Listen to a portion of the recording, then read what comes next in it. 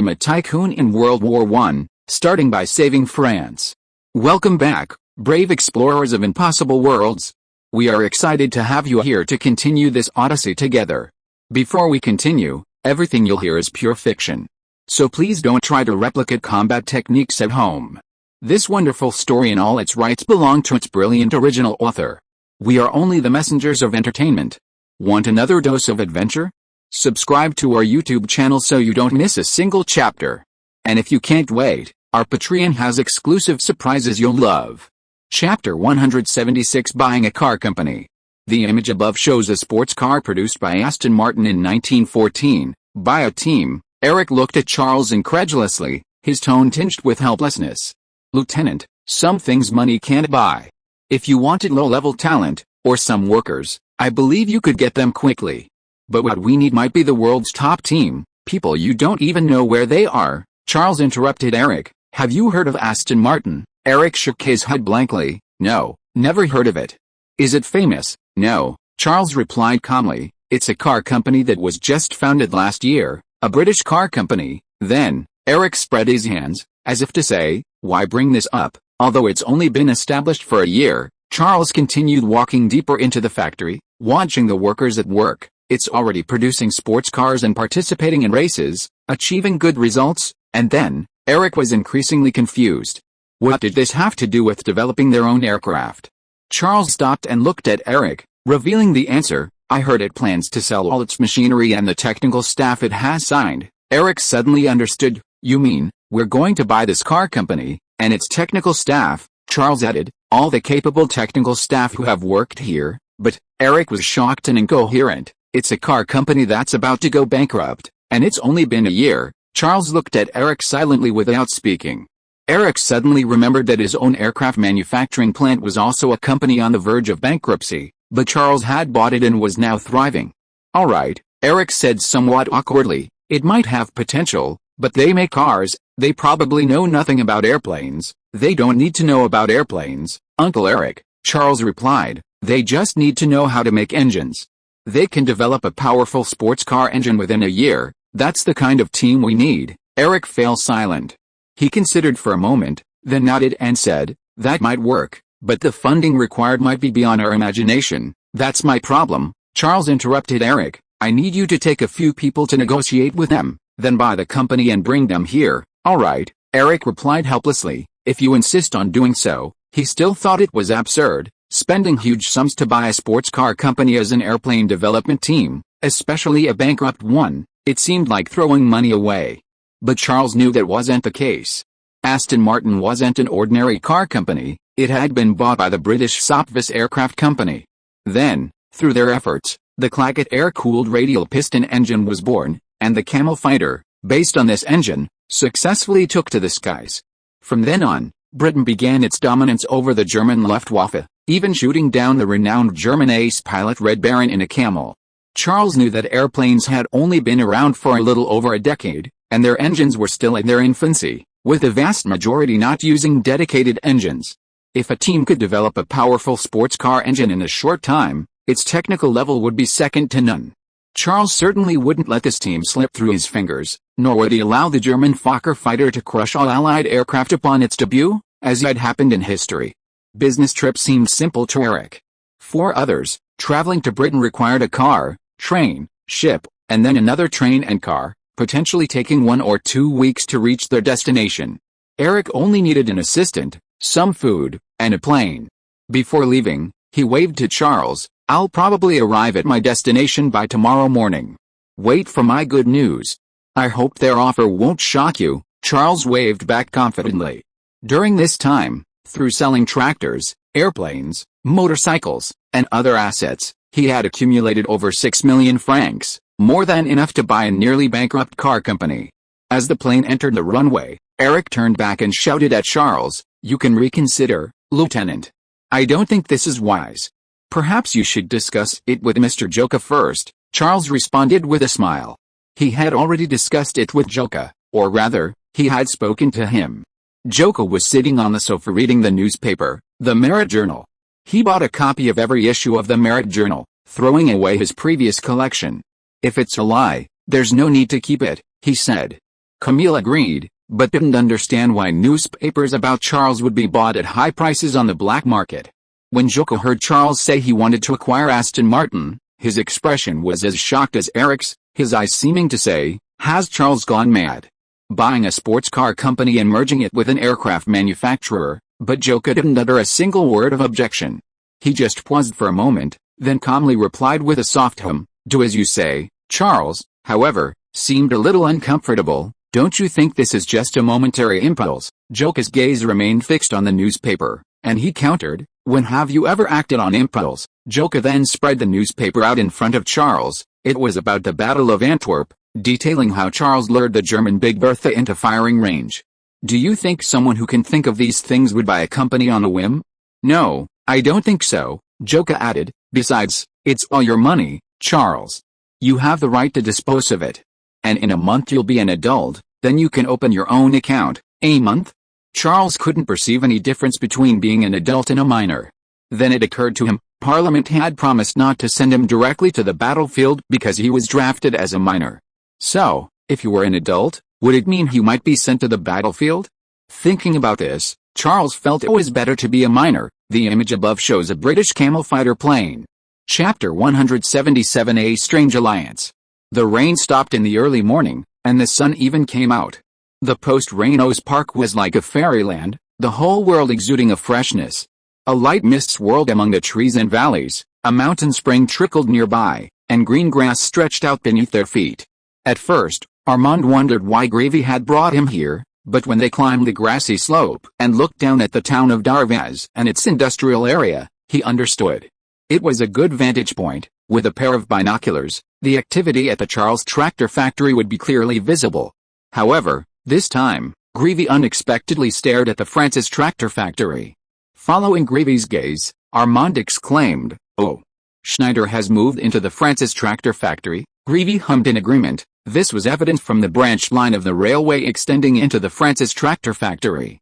The once quiet Francis tractor factory was now back in production, with cars coming and going, creating a bustling scene. However, they weren't producing the outdated Holt 60, but rather the more advanced Holt 120, superior to the Charles tractor factory. It was clear to everyone that Schneider hadn't chosen to reopen a factory, but instead upgraded the already discredited Francis tractor factory, all to suppress the Charles tractor factory. Charles must be feeling the pressure, Armand chuckled softly. Schneider had plenty of money, but Charles didn't. Schneider was doing this to use its advantages to squeeze Charles's market share as much as possible, even if it cost an extra 10 francs and cost Charles 1 franc less, it was worth it for Schneider.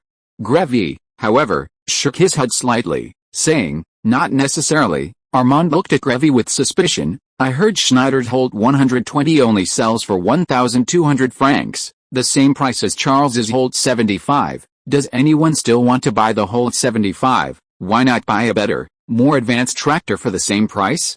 Some of these people might idolize Charles, ambushing him in the streets of Paris in the morning or crowding to lay flowers and express their gratitude, but by evening they'd be ordering Holt 120s. "I heard Charles is working on improving the Holt 75, Gravy said. "The Holt 120 isn't that different from the Holt 75, with Charles's abilities. Surpassing the Holt 120 wouldn't be difficult." Armand remained non-committal. Schneider isn't bad either. Was Gravy overestimating Charles? Charles might be talented in invention and military matters, but tractors demand a solid technical foundation.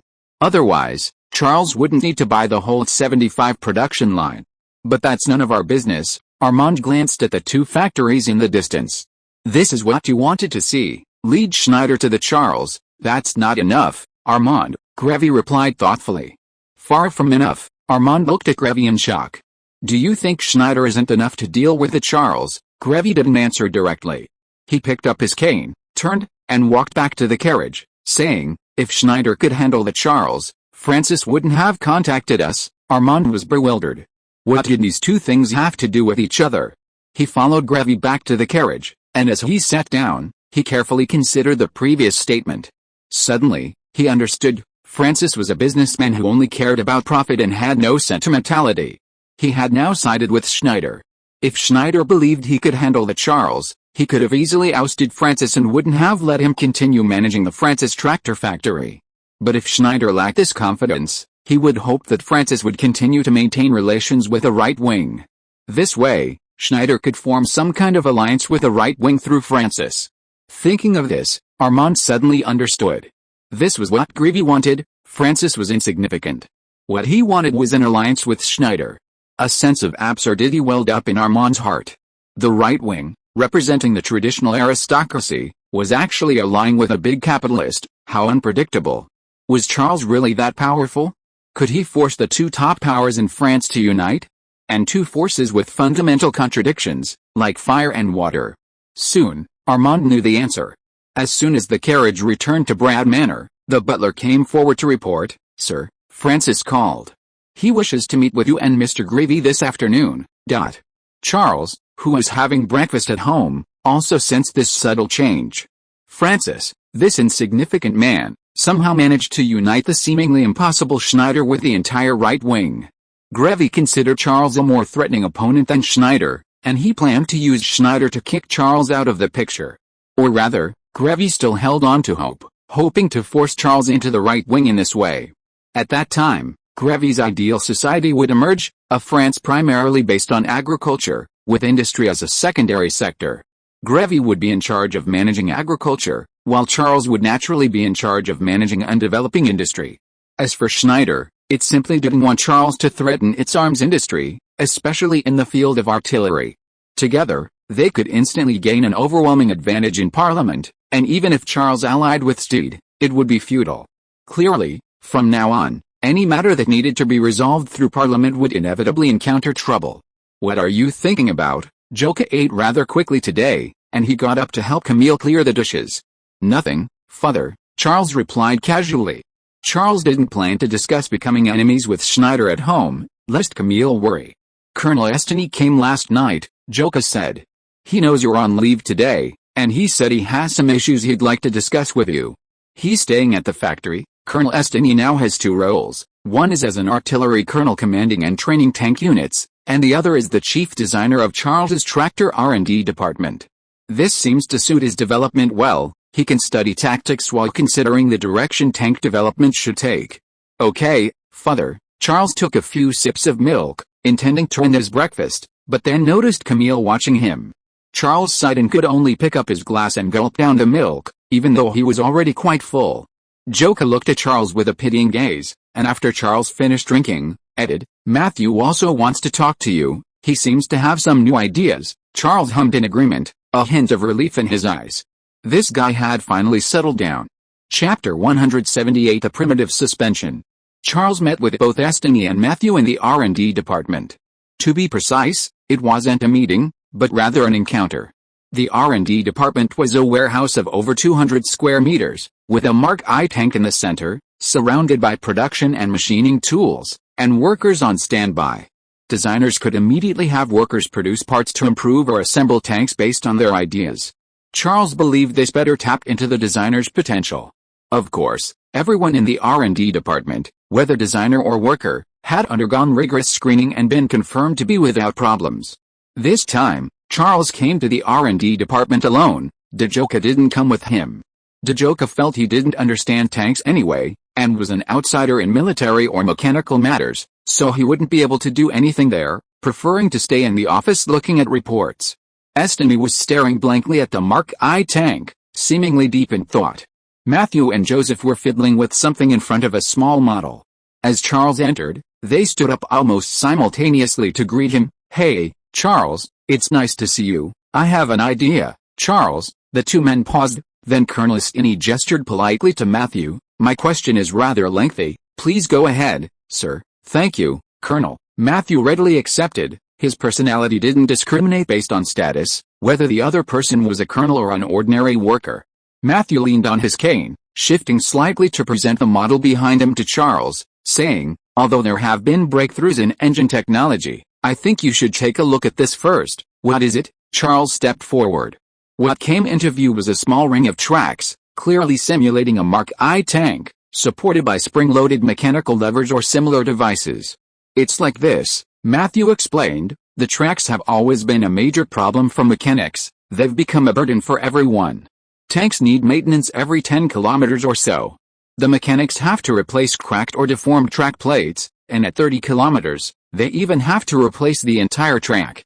The workload is a nightmare, and it's one of the main reasons why tanks can't travel for long periods. Colonel Estini suddenly became excited. You have a solution, sir. You could say that, Matthew replied, glancing at Estini with surprise, as if to say, what does this have to do with you?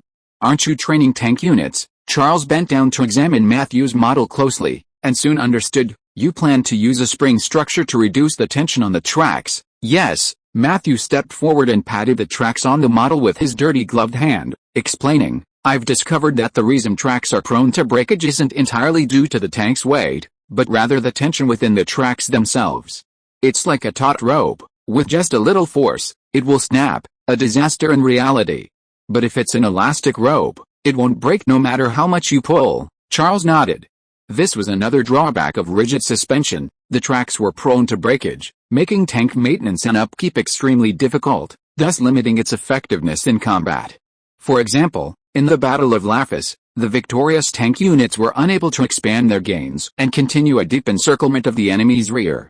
Doing so would require replacing the tracks, which would necessitate transporting a set of tracks and tools, plus several hours for track replacement. This was clearly impractical. That makes sense. Colonel Estini naturally joined the discussion, examining the model with interest. If you use several spring-loaded wheels to support the tracks like this, it's like giving the tracks elasticity.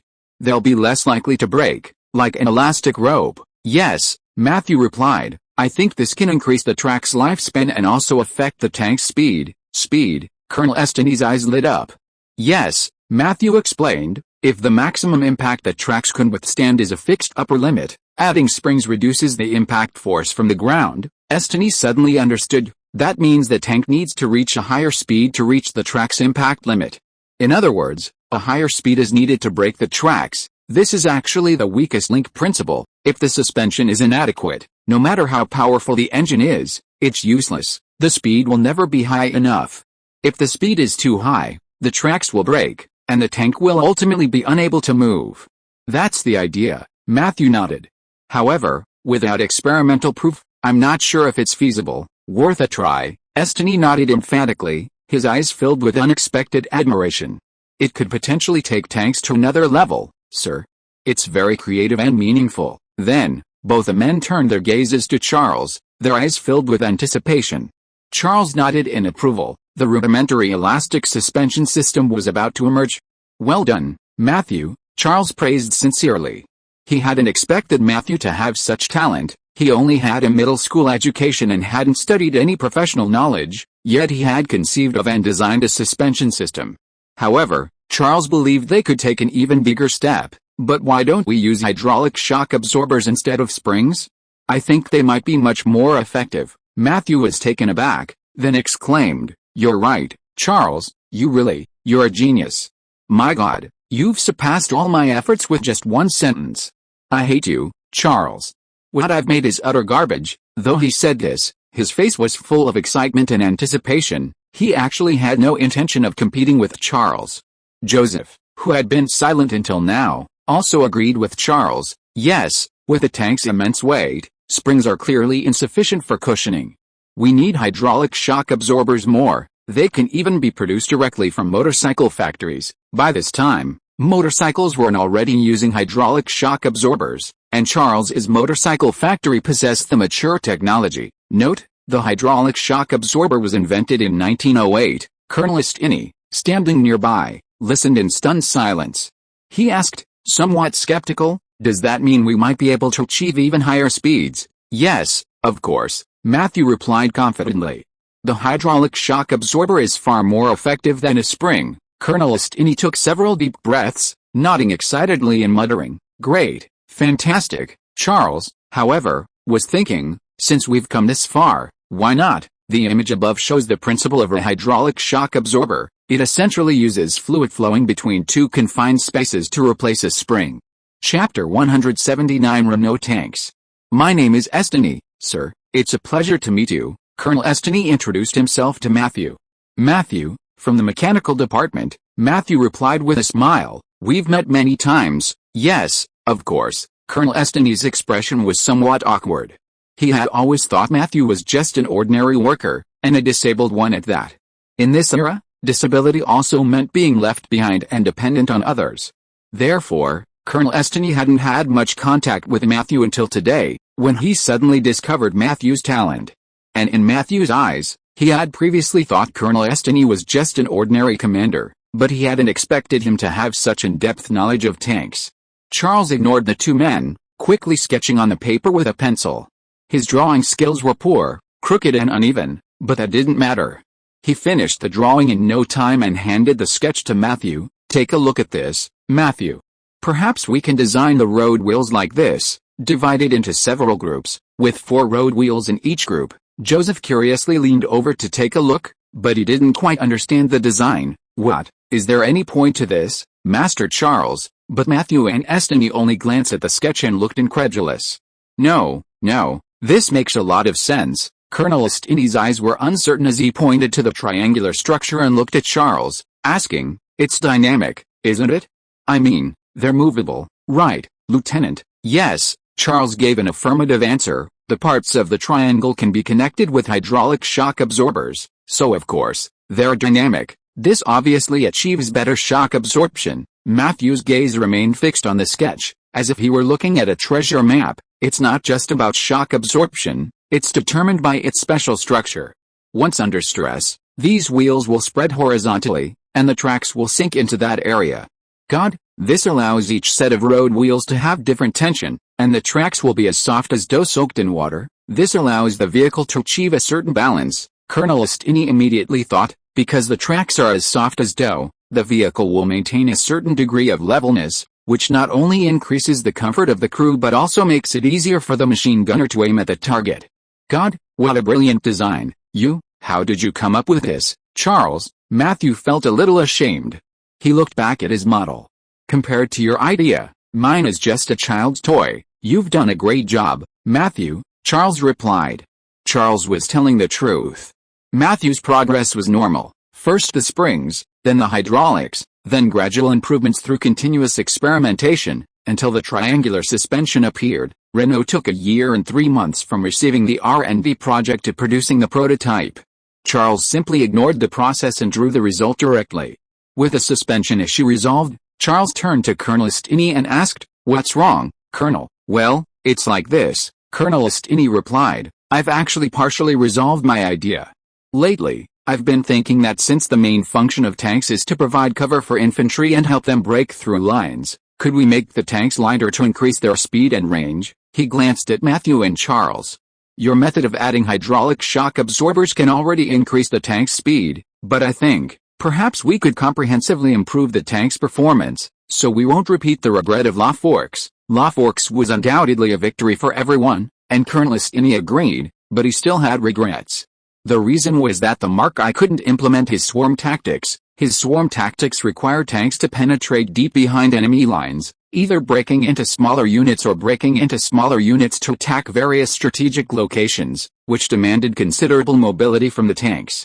The Mark I was clearly inadequate for swarm tactics. Charles understood what he wanted. "So, you think we should develop a light tank?" "Yes, you're right, Lieutenant." Major Estany nodded repeatedly. "A light tank could likely meet our operational needs. As long as its frontal armor is thick enough to stop bullets, and if the design is good enough, it can cross trenches. So why have such a large thing?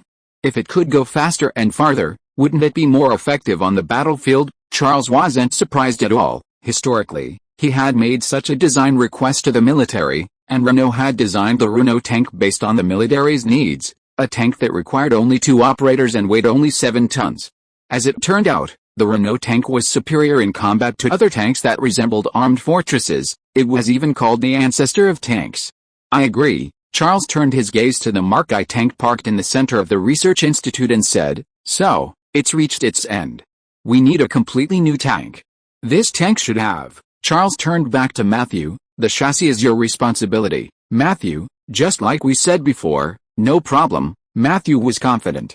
With the blueprints, parts, and a complete set of machinery for producing hydraulic shock absorbers, it seemed all he had to do was put them together.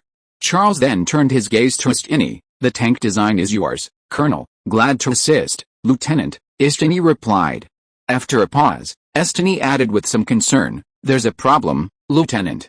Reducing weight inevitably means reducing personnel and weapons.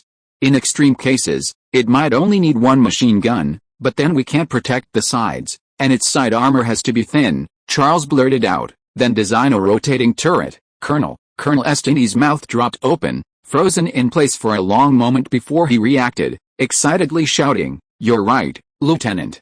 A rotating turret. Why didn't I think of that? All the problems are solved." "God!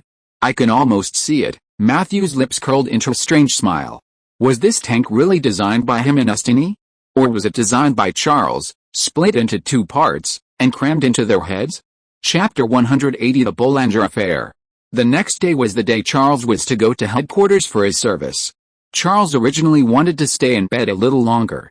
Since arriving in this timeline, he had been constantly switching between the roles of staff officer and capitalist. Although he had holidays, he was never idle, always busy with war or business.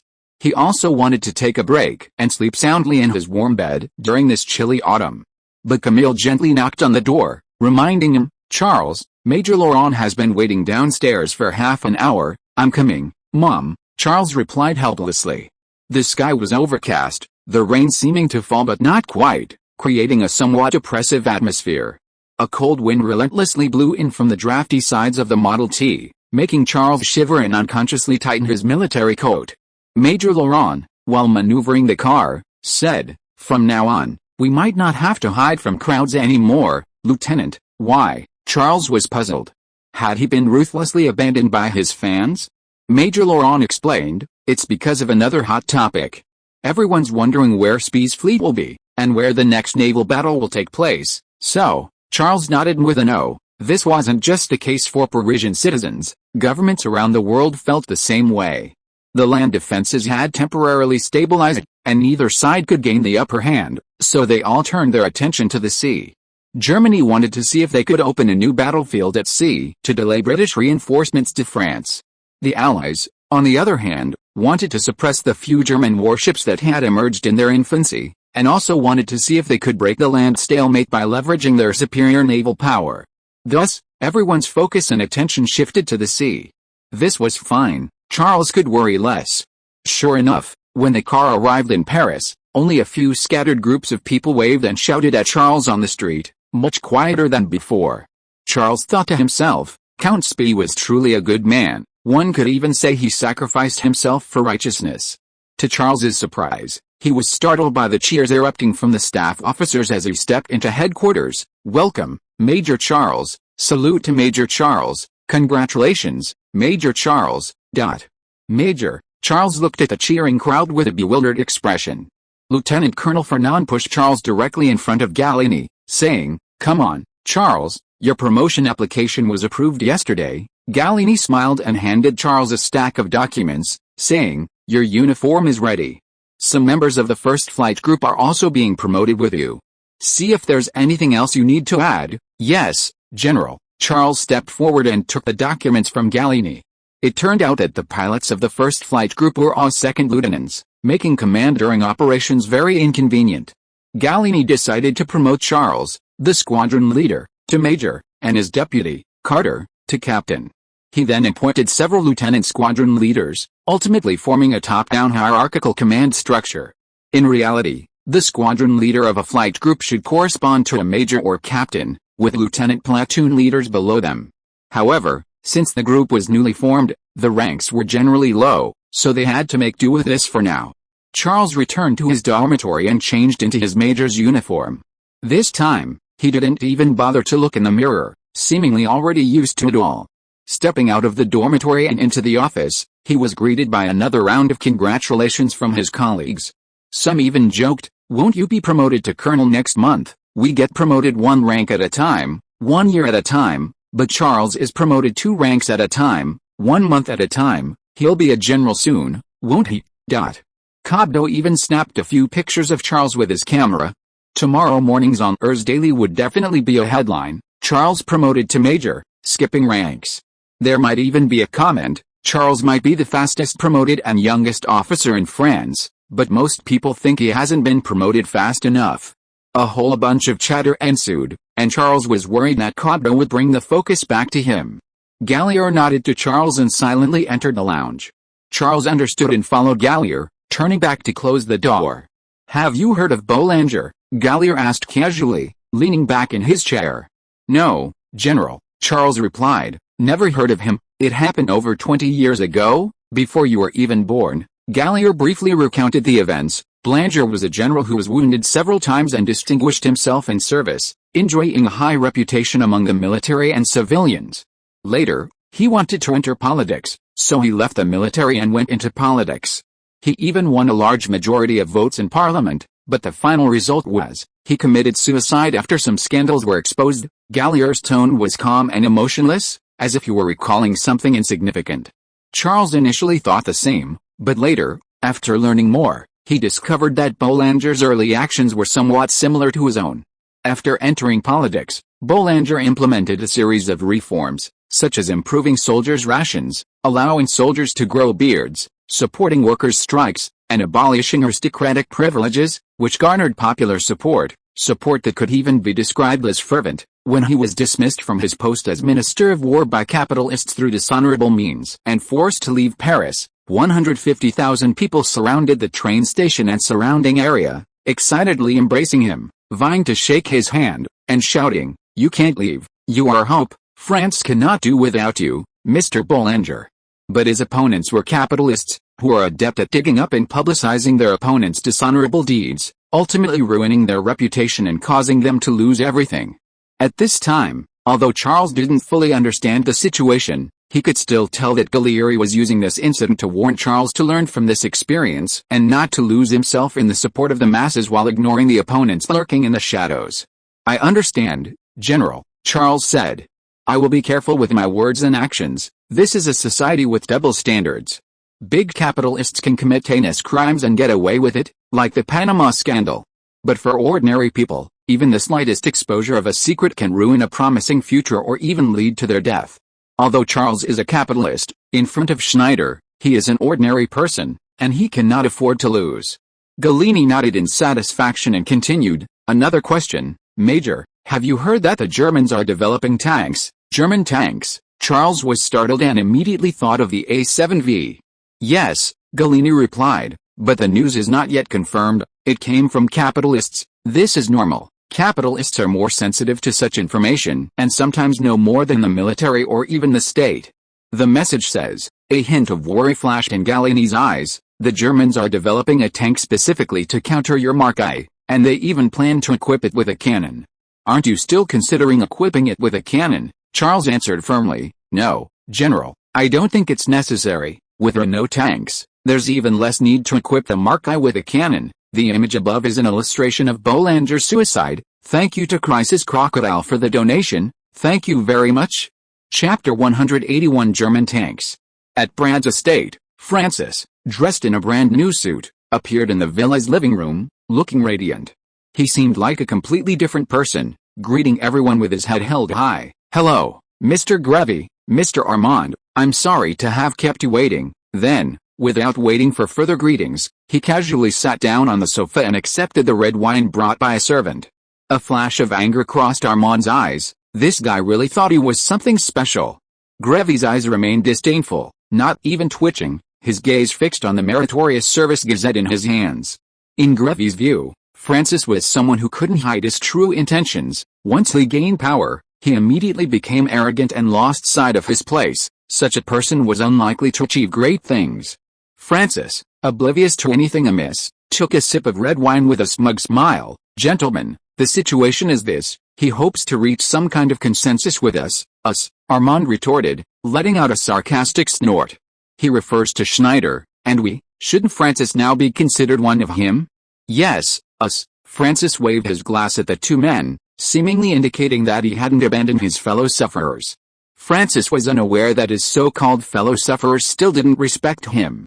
"The cooperation works like this," Francis continued. "He wants us to support the Saint-Chamond tank so it can return to the battlefield." Grevy interrupted Francis coldly. "That's not easy, Francis. Everyone knows the Saint-Chamond is no match for us. It has already failed." "Yes, that's true," Francis replied, "but we have Parliament, sir. With him and our cooperation, We can certainly have a majority in Parliament, Greavy grunted, but Parliament can't make decisions that completely go against the will of the citizens. People have already endorsed the Charles tanks. Everyone wants to purchase more Mark I tanks instead of Saint-Chamond. If we force the Saint-Chamond through, do you know what will happen? Armand smiled and chimed in. Strikes, demonstrations, even the military will get involved, and then some members of Parliament will be forced to resign. I don't think he can accept that either. That's right, gentlemen, Francis retorted confidently, but what if we have a reasonable reason? Armand crossed his legs and waved his hand generously at Francis. Tell me his reason. Armand emphasized the word he. Francis sensed the sarcasm in the words and cleared his throat awkwardly. It's like this, he said. They made a series of improvements to the Saint-Chamond, including the engine, armor thickness, and especially, they figured out a way to improve its trench-crossing capability. Greavy put down his newspaper and finally glanced at Francis. But that's not enough to convince the public. After all, the Charlemagne tanks have proven to be the most effective in combat. People will think, why do we need those failed designs? Even though they've been improved, you're right, sir, Francis nodded. But they also thought of that. They gave a reason, a perfect reason. Greavy slightly raised his hand in a gesture of invitation, indicating he was all ears. German tanks, Mr. Greavy. Francis leaned closer, his tone tinged with mystery and excitement. If the Germans also developed tanks, and specifically designed to counter the Charlemagne Mark I, and the Germans even mounted cannons on their tanks, while the Charlemagne tanks only had machine guns, then, Greavy understood immediately. That's a good idea. This way, people will worry the Char's tanks can't handle the Germans' new tanks. In their simple minds, it's easy to picture the Mark I's machine guns unable to penetrate the enemy tank's armor, while the enemy tank's cannons can blow the Mark I into the air, shell after shell. Armand asked with interest, are the Germans really developing tanks? Francis smiled knowingly and replied, perhaps they are, perhaps they aren't. Whether they are or not doesn't matter. What matters is that as long as there's such an opponent, Char's tanks will be obsolete, and the Saint-Chamond will naturally receive orders again and return to the battlefield. Greavy smiled. Schneider hadn't disappointed him after all. His methods were extraordinary. He simply released a rumor exaggerating the enemy's strength, using people's sense of crisis to turn defeat into victory and bring the Saint-Chamond back to the battlefield. The key point is that this rumor was plausible. The Germans wouldn't sit idly by. Having experienced the shock and power of the Mark I, they would inevitably develop countermeasures. Otherwise, they could only watch helplessly as their land defenses were breached time and again by the Mark I. In this way, the rumor was no longer a rumor, and in fact, it provided France with accurate intelligence. Perfect, meticulous, and flawless. Greavy considered for a moment, then casually asked, so, what's in it for us? The CA-1 tank, Francis replied. He's willing to provide us with support, such as installing a more powerful engine to make it faster, and a more rational design and improvements. Armand raised an eyebrow, seemingly quite tempted. With Colonel Estini's defection and Francis and his tractor factory being transferred to Schneider Electric, the CA-1 tank project was almost impossible to continue. With Schneider Electric as a powerful ally, the CA-1 might be revived.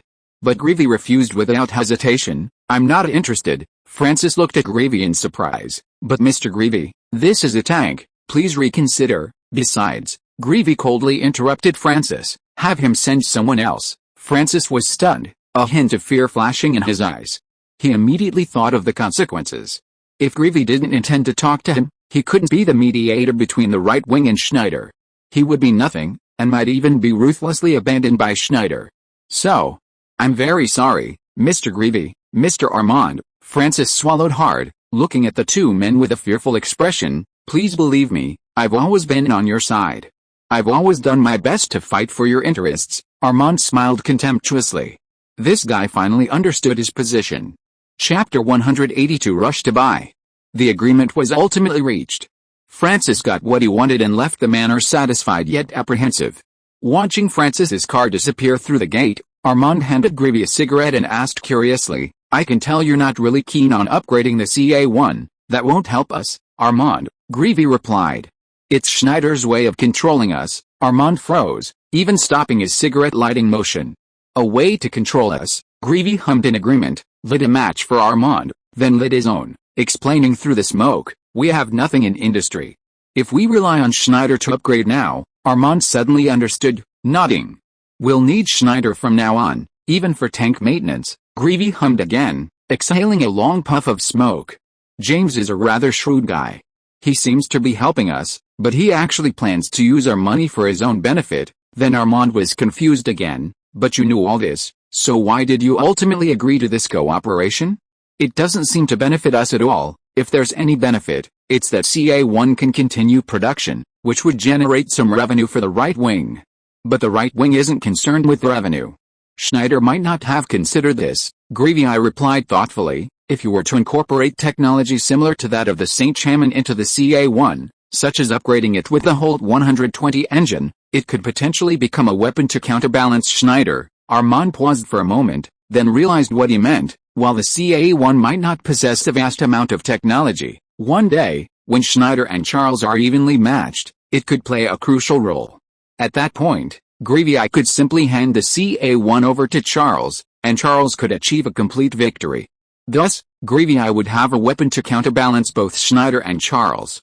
Thinking this, Armand couldn't help but secretly admire Greavy. To consider this step, he couldn't be considered a normal person, could he?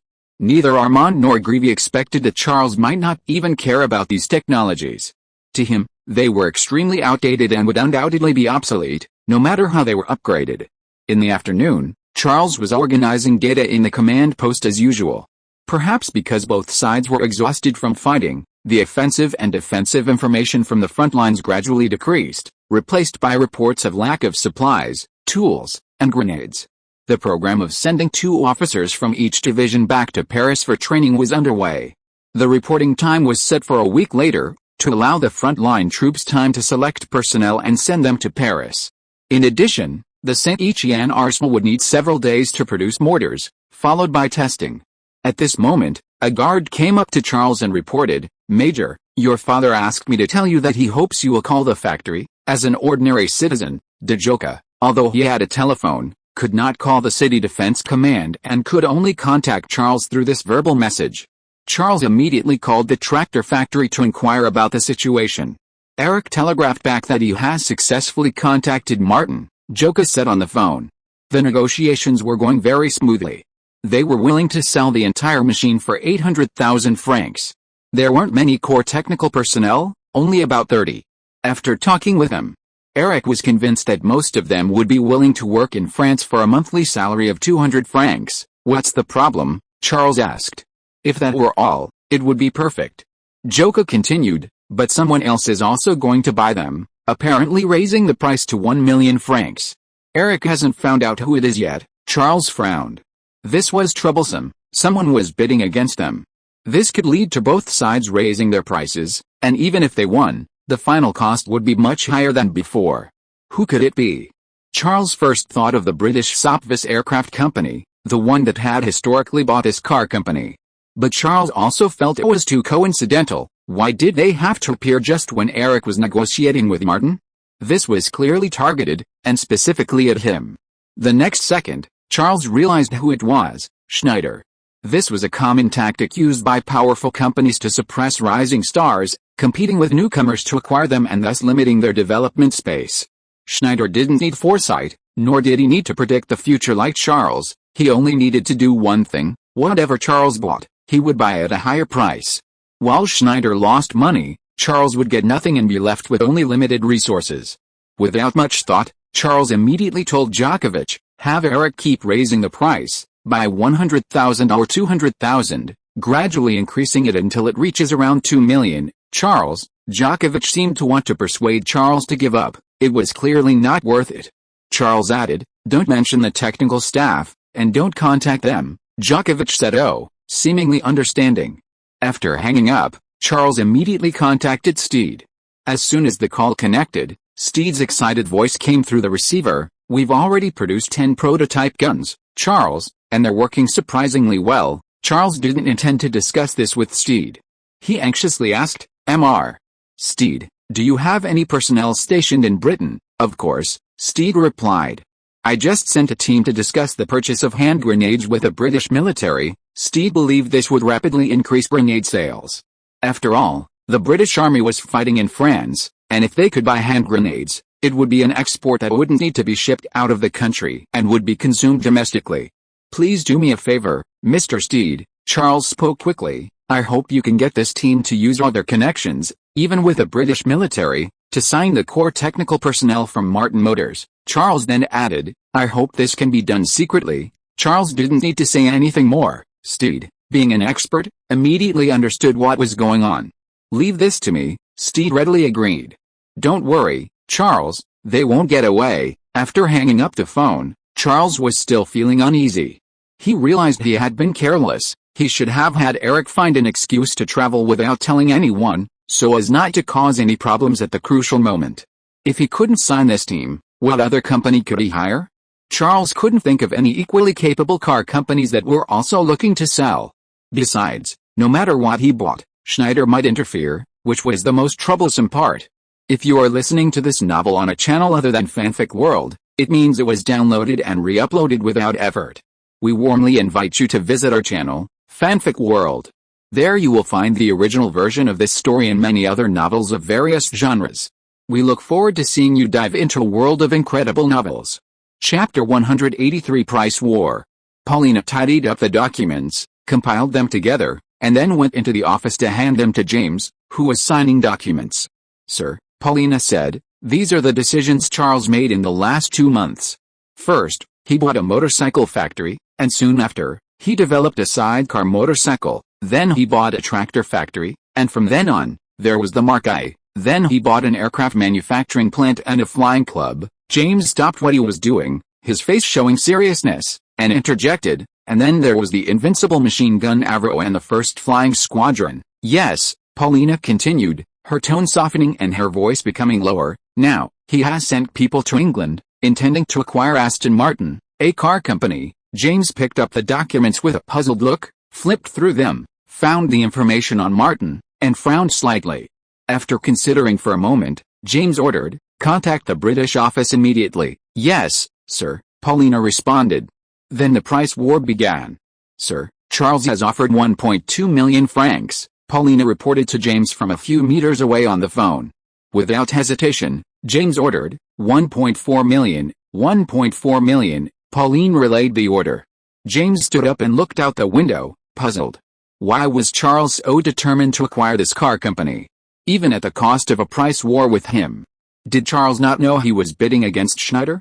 He should have given up long ago. Just then, Pauline called out again, Charles bids 1.7 million, 2 million, James scoffed, what a fool. After relaying the latest offer, Pauline suddenly realized something was wrong and hesitated before saying to James, Sir, Charles should have noticed something. Reminded by Pauline, James suddenly realized his mistake and hurriedly ordered, give up. Give up immediately, but it was too late. The 2 million offer had already been sent to Martin Motors, and Charles had yet to respond further. James raised an eyebrow. Looks like we've been tricked. Not entirely, Pauline replied. He originally intended to buy, but after discovering our involvement, he tried to raise the price. Then Pauline's expression changed. He might be buying something more important. James nodded slowly. He had already figured it out. Charles's move wasn't to drain Schneider's resources. That amount was insignificant to Schneider. Charles was using this method to attract Schneider's attention, making them focus on the car company. Therefore, Charles definitely had something else in mind. Pauline's face changed drastically, and she exclaimed, a technician. He wants the car company's technicians. Pauline rushed to the phone and ordered, sign up the Martin technicians. Immediately, James shook his head helplessly. It's too late. We'll have difficulty finding these people. Sure enough, the phone kept ringing with the same message. They couldn't find any technicians from the car company. Note, in the era before cell phones and pagers, it was very difficult to pinpoint the exact location of technicians attending meetings elsewhere if they secretly changed locations. At 3:40 p.m., more than half an hour after the price war ended, the news was confirmed. Pauline reported to James with a helpless expression, Charles has signed 29 technicians at a price of 200 francs per month. Except for a few who didn't want to work in France due to family reasons. All the core technicians are included. James nodded, sat back on the sofa, and smiled to himself. Interesting. This kid seems to be using the same tactics he uses on his enemies on me. Pauline asked, Sir, should we contact these technicians further? There was still a way. Offer the technicians higher salaries, with Schneider covering the breach of contract penalties. and they could still be poached.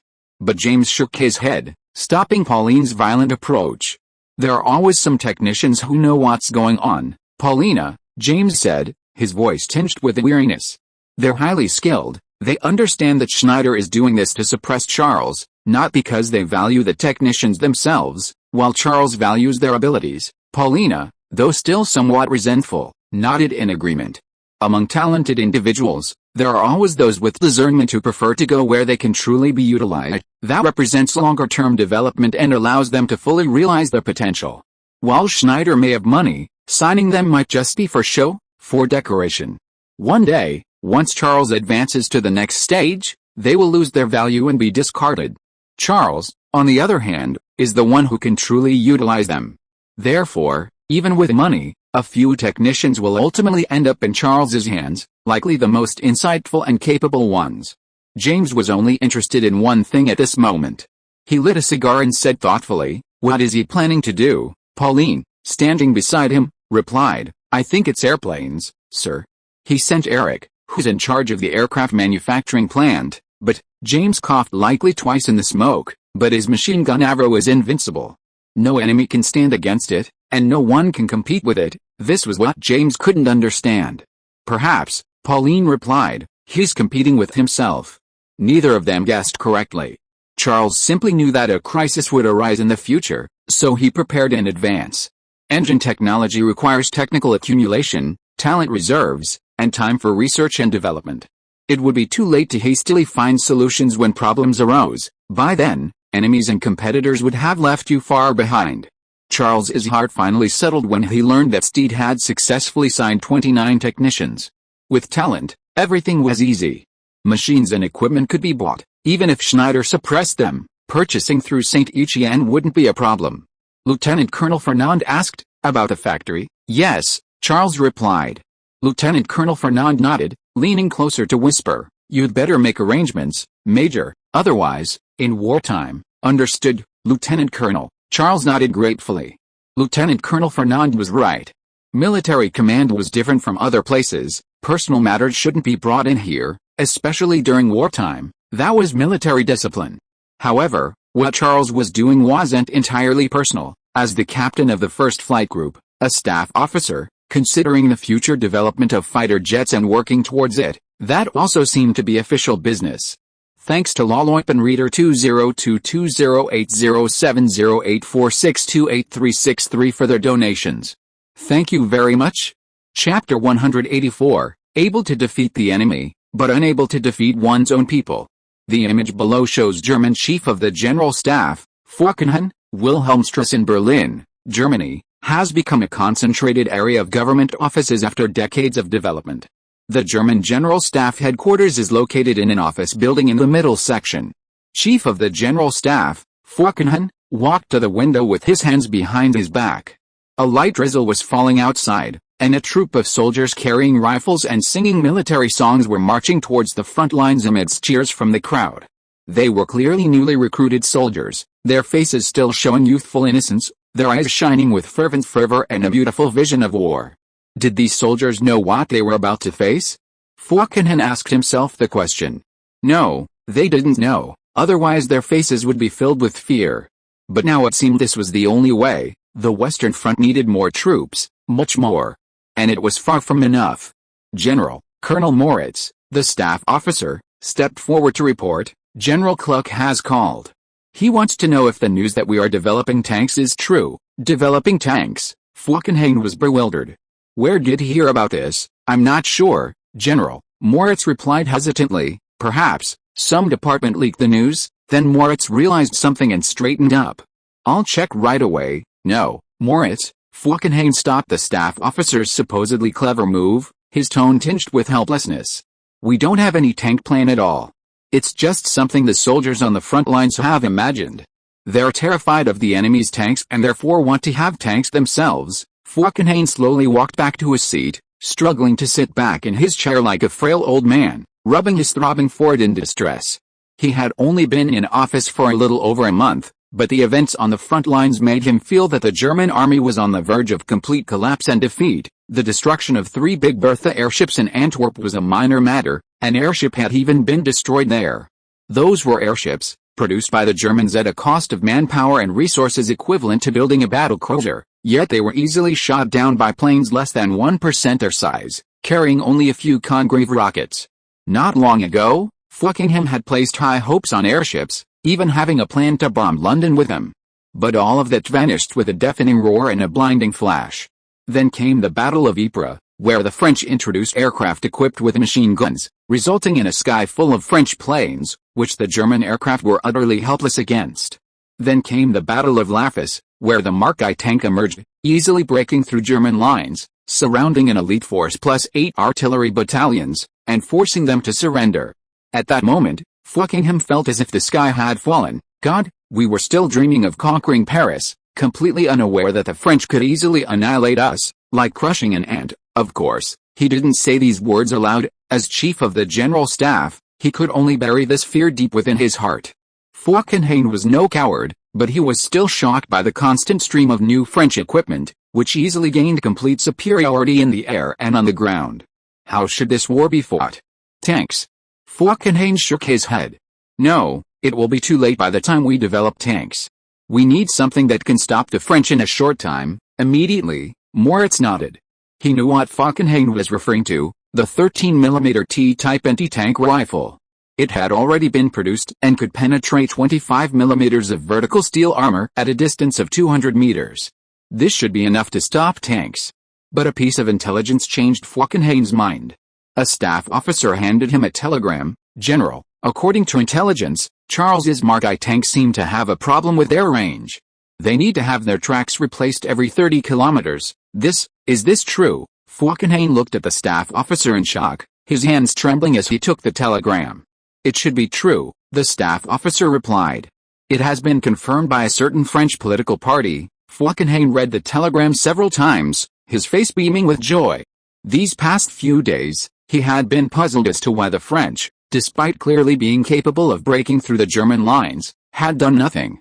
He had initially thought the French were preparing more tanks, ready to launch a swift and decisive attack that would cause the German lines to collapse. Now, it seemed the problem lay with the tanks themselves. After some thought, Fockingham found it increasingly plausible. If the tanks required major repairs after traveling 30 kilometers, the French wouldn't dare venture deeper into enemy territory after breaking through the lines.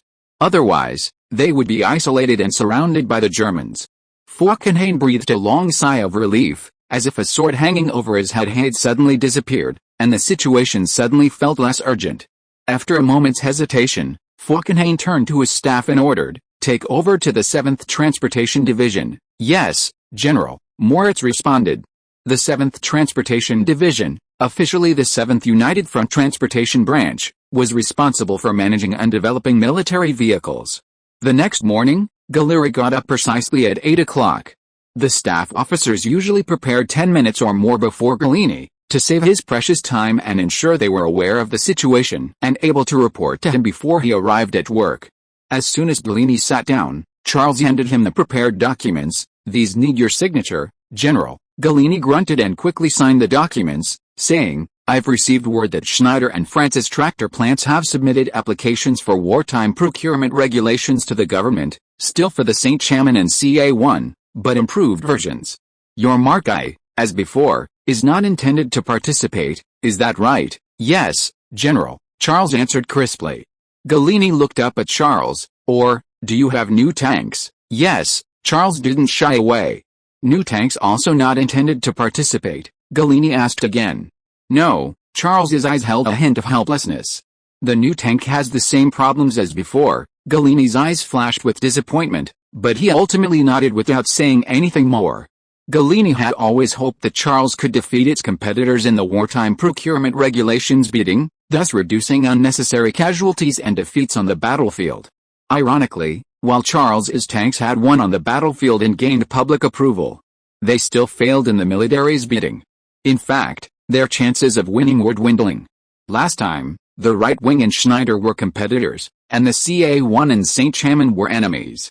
Now they were allies, holding a majority of seats in Parliament, supported by Joffre and the Automotive Technical Service, and also aided by the right wing. Galleri sighed softly. Charles's tanks could easily defeat the enemy. frantically sending reinforcements to the front lines day and night to build fortifications, yet they couldn't defeat their own people, and there was absolutely no hope for them. The image above shows the German 13mm T-type anti-tank rifle, which has extremely strong recoil. It is rumored that the shooter would have to go to the hospital after firing 3 shots, one to the right shoulder, one to the left shoulder, and then another to the right shoulder, before the shooter had to be replaced. Chapter 185 The Capitalists' Methods. The 4th bonus chapter will be uploaded soon. Thanks to Laloit for the donation. Winter was approaching, with constant rain and increasingly cold weather. Before returning home, Charles had to put on a thicker infantry overcoat. The French army was quite particular about its uniforms. They issued 2 pairs of socks each month, plus extras for promotions, so Charles simply couldn't keep up with all the socks. However, Charles believed this was because the war had only just begun. In a year or two, when the war was consuming large amounts of French resources, the French army's conscription office even required new recruits to bring their own boots. The reason was a severe shortage of boots at the front. Soldiers had to take boots from fallen soldiers to avoid wearing civilian canvas shoes in muddy trenches or crossing enemy barbed wire. This time, when Camille saw Charles, she noticed 2 extra gold stripes on his cuffs. Since Charles joined the army, she had learned a great deal about military affairs from Djorkin, including military ranks. "What's this?" Camille rushed forward and grabbed Charles's hand, looking up to ask, "Does this mean you're a major now?" "Yes, mother." Charles turned to wave goodbye to Major Laurent, brushing the raindrops off his infantry coat as he walked towards the door, comforting him. "Don't worry, it's all thanks to the Battle of Lafis." Camille's face instantly lit up with a smile. "Yes, I heard about that battle. Joffre attacked more than 10 times without making any progress, but you launched just 1 attack and got the enemy to surrender in a little over an hour." Charles looked at Djoka in confusion. He remembered Joffre only attacking 4 times. Djoka shrugged helplessly. "Everyone in Darvaz thinks so, and your mother firmly believes it too." Then Djoka added, "They say that the 4 attacks reported in the newspapers were large-scale attacks involving tanks, and many other attacks weren't actually counted." "Well, that calculation is indeed correct. If you include probing attacks and reconnaissance, there might be more than 10 attacks." Charles silently defended Joffre. "Sorry, Commander-in-Chief, I can't help you." Breakfast was freshly baked pizza. Camille, bringing it to the table, said, "It's getting cold, you need more heat. Pizza will warm you up." Charles didn't object to that, except for the word replace. Bread with sausage or apple pastry, replaced with pizza. Charles needed to think carefully about the difference. "Francis's tractors are now for sale," Djoka said cautiously, glancing at Charles. "The price is the same as our whole 75, 1,200 francs. Furthermore, he's selling them to the military at the same price as to civilians, which is half the price." Charles grunted in agreement. He knew this. This was Schneider's tactic, especially the price to the military, which would squeeze Charles's tractors out of the arms market. Charles also knew that Schneider and the right wing were using this opportunity to spread damaging information about Charles in the media. Le Figaro, Le Monde, and Le Petit Parisien, along with several other obscure newspapers, all carried a front-page headline: "Charles profiteering from the war by selling outdated Holt 75s to the military at double the price of Holt 120s. Those in the know understood this was untrue. Before Charles, capitalists had been selling supplies to the military at 4, 5, or even higher prices. Charles was considered relatively ethical among them. But the citizens were unaware of this. They simply compared prices and concluded that Charles Holt 75s were indeed more expensive than Holt 120s, which was unreasonable, exploitative, and a drain on their tax money. This was the capitalists' tactic, using the media and their resources to take things out of context, easily smearing the white and whitewashing the black. The citizens were merely objects of their manipulation.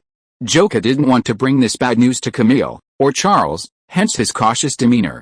Charles calmly replied, "I know what happened, father." Djoka glanced furtively at the kitchen behind him, then turned back and lowered his voice. "It'll reach your mother someday. Everyone in town knows, they just haven't said anything." "Yes," Charles nodded. "What do you plan to do?" Djoka asked anxiously. "I think you should issue a statement explaining this. You have the Meritorious Service Gazette. It's time for you to fight back." "It's no use, father," Charles interrupted Djoka. "The price is there, we did sell for more." Then, Djoka looked at Charles suspiciously. "You plan to do nothing?" Charles didn't answer. Of course, Charles wouldn't do nothing.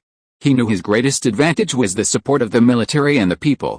If he allowed the capitalists to destroy his image among the citizens, then Charles would just be an ordinary capitalist. "I'll handle this," Charles replied while eating his pizza. This wasn't urgent, and it wasn't suitable to resolve it with a meritorious service gazette. "All right," Joka said somewhat helplessly, and could only change the subject. "Matthew's tracks have been prototyped, and Colonel Stini has drawn up the blueprints for the new tank. They want to hear your opinion." "I'm not going to the factory today," Charles said calmly. They should be more confident, or learn from their failures. Then Charles added, "By the way, have Matthew prepared to go for further training with Eric." "Further training?" Joka looked at Charles in confusion. "But Eric runs an aircraft manufacturing plant, and the newly signed automotive technician," Charles explained, "they develop engines, and I think Matthew will be interested in that." Joka nodded. He seemed to understand Charles's plan. The automotive technician would develop engines that could be used in aircraft, while Matthew would return after his training to be responsible for upgrading tank and tractor engines, and then... Joka nodded slightly. This was why Charles was so eager to sign the automotive technician. The predicament of the Holt 75 was likely to be resolved in the near future. "So, where are you going today?" Joka asked Charles. Charles looked up at Joka. "It wasn't me, it was us. I arranged to meet Steed at the hotel." Joka was stunned. Charles had arranged to meet Steed? In Joka's memory, it was difficult to even meet a big capitalist like Steed, yet Charles had casually arranged to meet him and made him wait there. This was hard for Joka to accept. Charles had grown to the point where he could stand on equal footing with Steed. Chapter 186 Tank Cannon. In the Ritz Hotel conference room, Steed had the mortars they had produced moved to the display stand. Steed had put in some effort. The display stand was wooden, originally intended for displaying small samples for conference guests to explain, but the mortars Steed brought weighed 47 kilograms and required more space, which the stand clearly couldn't support. Steed immediately called the hotel manager, instructing him to replace the display stand with a sturdier table and have a sandbag placed to brace the base, finally satisfying him.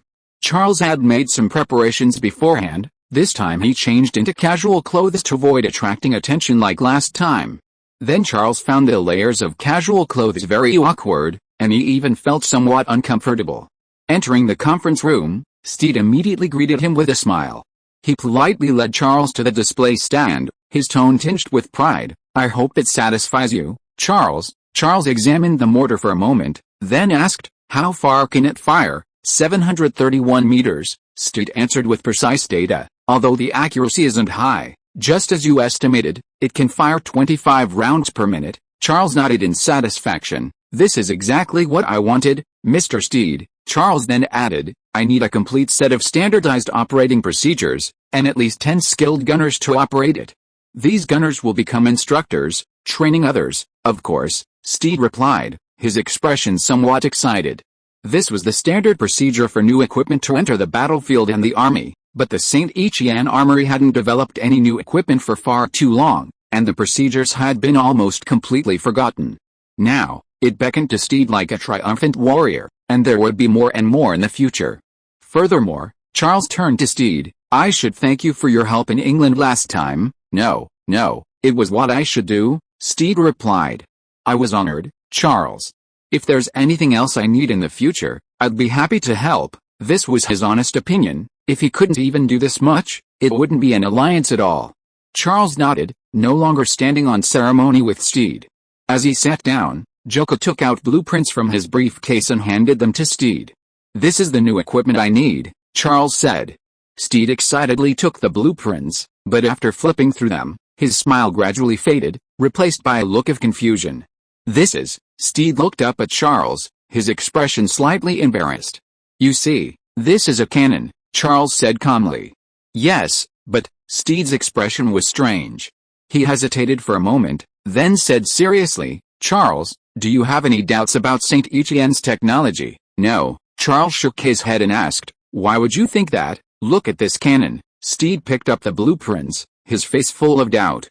"It looks like a small water pipe." "Yes." Charles did not deny it.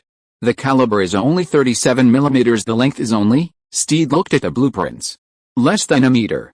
I even think it's a gun." "That's what I need." Charles's voice was not loud, but very certain. Can your arsenal produce it? Of course, Steed laughed. But what use is it? Steed thought Charles would provide a large caliber cannon this time, but it was still a small cannon. Its caliber was even smaller than a 76mm mortar. Were we going to use this small cannon to challenge Schneider's 105mm howitzer? That was ridiculous. Steed even thought that Charles was testing him again. But Charles was serious.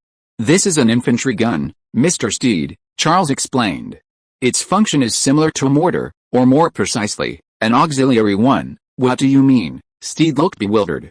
A mortar is a curved fire gun. It's better suited for attacking concealed positions, Charles said, like inside trenches, behind rocks. Yes, I know, Steed nodded.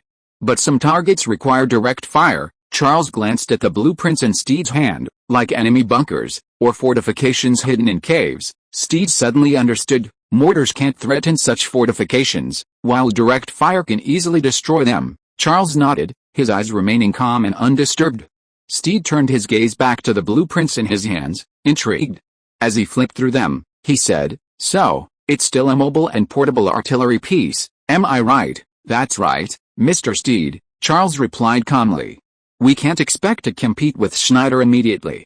Schneider has many years of experience producing artillery. They have very mature technology." But, Steed nodded repeatedly in agreement, "but the army still has some needs that Schneider hasn't discovered. We can start from these areas, developing artillery that they don't have, so we can be ahead of them in certain fields." "Yes, that's my idea," Charles replied. Steed nodded slowly, his eyes filled with admiration as he looked at Charles, his tone tinged with emotion. "Forgive my ignorance, Charles, you're right, not just in artillery, but also in the strategy to deal with Schneider." Steed even felt a little ashamed. He was already quite old, yet far less composed than Charles. Perhaps this was related to St. Etienne's long period of decline. Steed, suppressed for so long, finally saw hope and was eager to make a name for himself. But Steed knew that true success lay precisely in Charles's method of meticulous, step-by-step conquest. Charles remained silent. There were things he hadn't told Steed. Steed believed he was developing a direct-fire infantry gun, and indeed he was. However, it was also a tank gun that could be used on Renault tanks. Steed didn't need to know this. It should be kept secret. Ideally, the enemy would only discover its cannon when the Renault tanks hit the battlefield. "There's one more thing, Mr. Steed," Charles said, "about a media." Steed hummed in agreement. "I was just about to bring that up too. Your meritorious daily is clearly not in a position to clarify things." "Leave it to the little daily," Joke asked anxiously. "How do you plan to clarify this, Mr. Steed?" Steed smiled slightly. "If we clarify, we'll lose. The price difference is there, it will only make things worse." "Then what should we do?" Joke leaned forward unconsciously. He was more concerned about this matter than the artillery. "It's simple," Steed replied. "We just need to explain where the extra money went, Mr. Joka." Seeing that Joka still didn't understand, Steed explained, "For example, the field hospital that Charles has been funding." Joka said, "Oh," suddenly understanding. It was indeed a good idea. Not only did it avoid clarification, but it could also easily reverse the situation and stir up another wave of patriotic sentiment. Chapter 187 Propaganda War. At the headquarters of Lee Petty Journal, Bonnet, upon receiving the order from Steed, immediately realized the time to reclaim sales had come. Good heavens! An exclusive interview with Charles would help him compete with other newspapers, making Lee Petty Journal Charles's spokesperson. If victorious, they would be hailed as heroes by the French people. Bonnet dared not delay.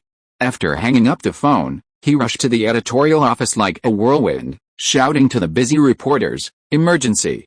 Positive coverage of Charles." Dozens of reporters stopped what they were doing, some even began packing their backpacks and cameras for field trips. Since Lee Petty Journal's sales had been squeezed, Bonnet had begun internal reforms. He planned to increase photographic material instead of relying solely on cartoon images, and for this, he had added many field reporters. "What kind of positive coverage?" Bonnet shouted. "Battlefield victory," a reporter responded. Charles was most memorable for that.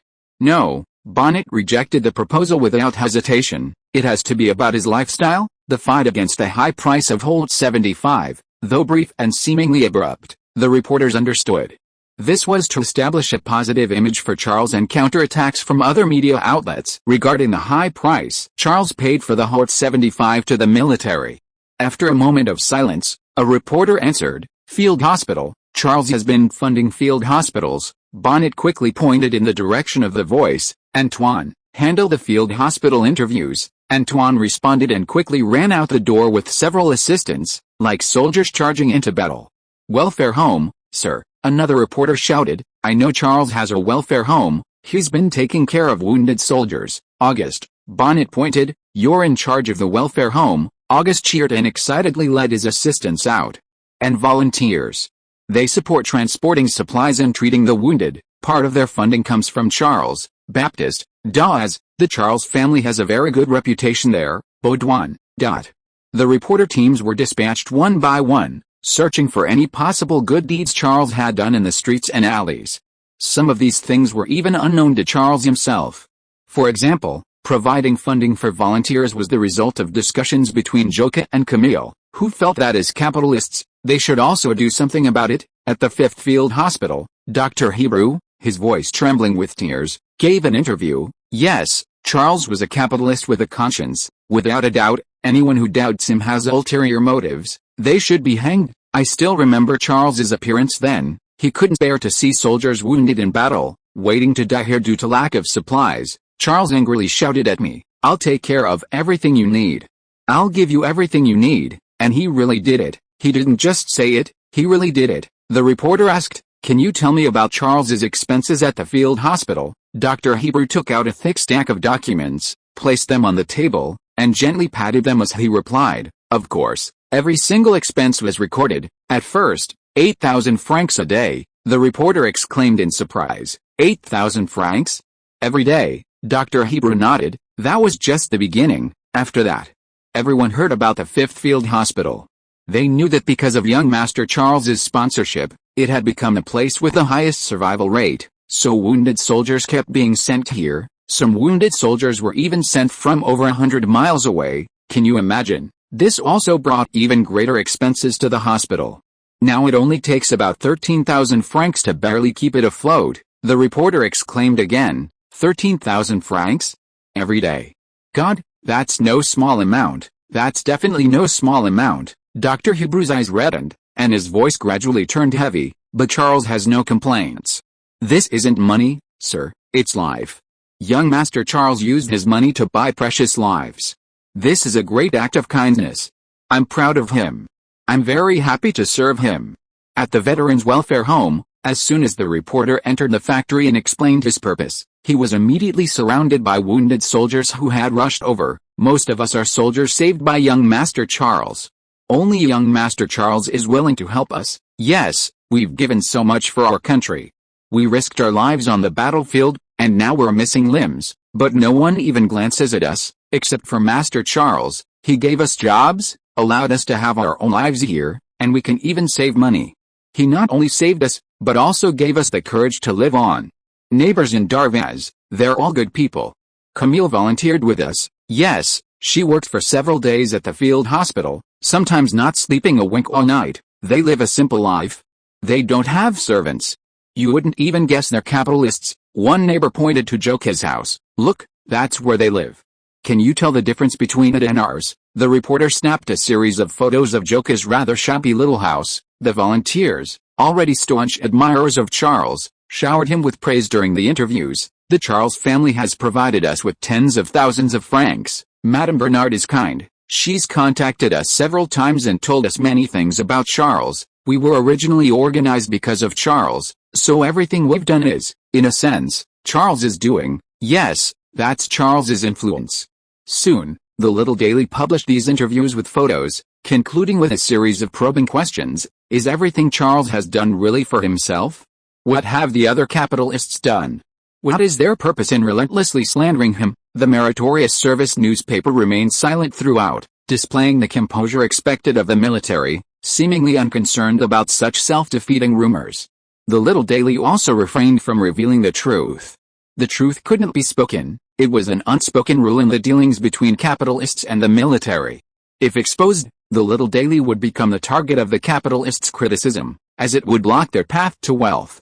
However, several rumors still circulated among the public. Capitalists had consistently sold supplies to the military at 4 or 5 times the price, while Charles insisted on trading at the minimum price of twice the cost.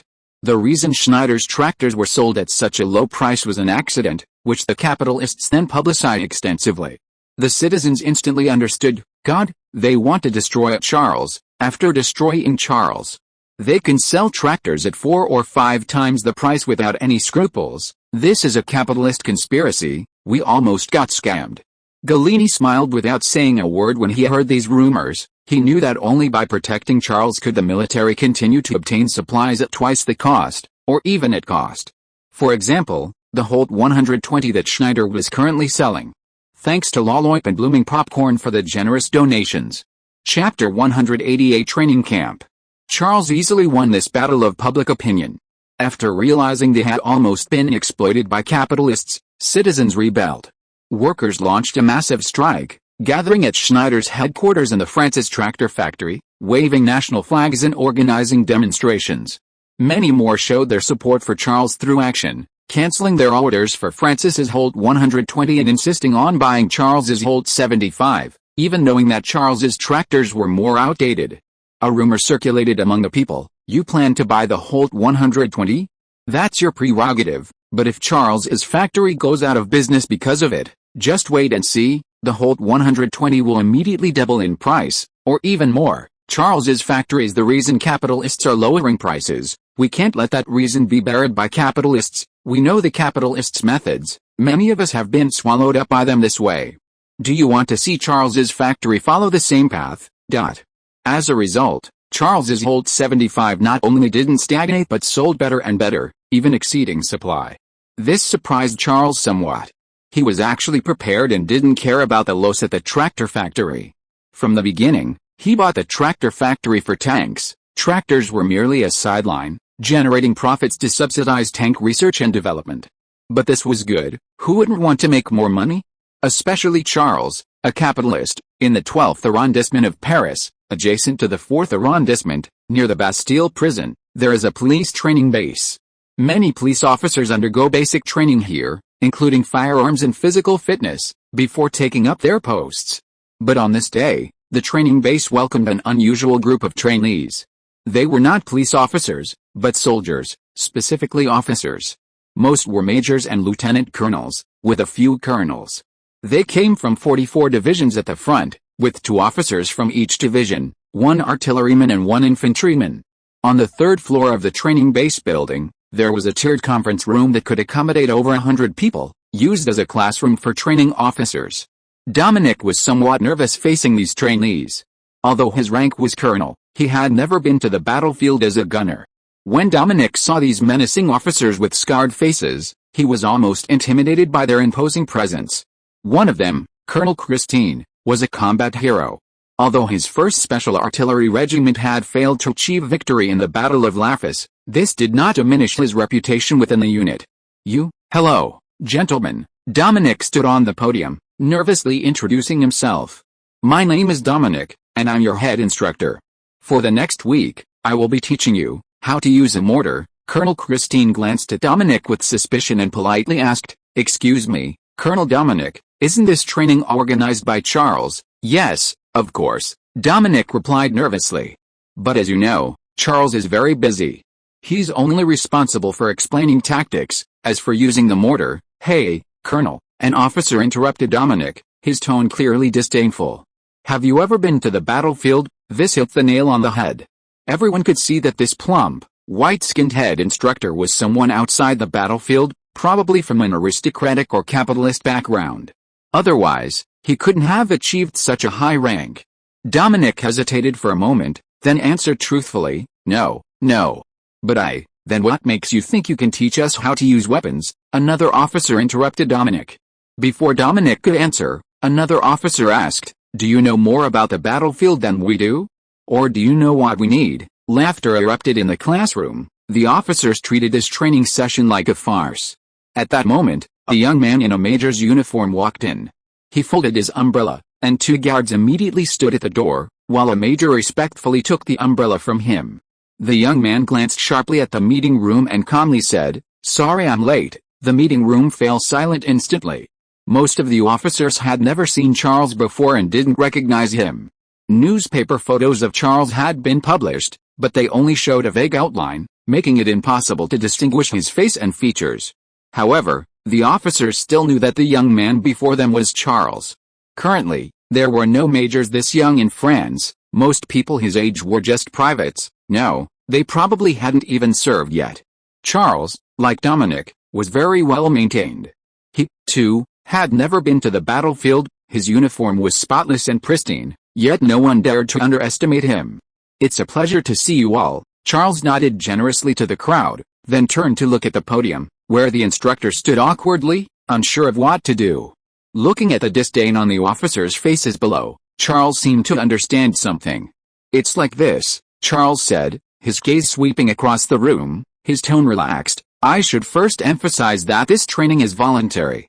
Anyone who doesn't want to participate can simply withdraw." "Is that the truth?" an officer asked. These officers had just come from the front lines. They weren't afraid to ask anything.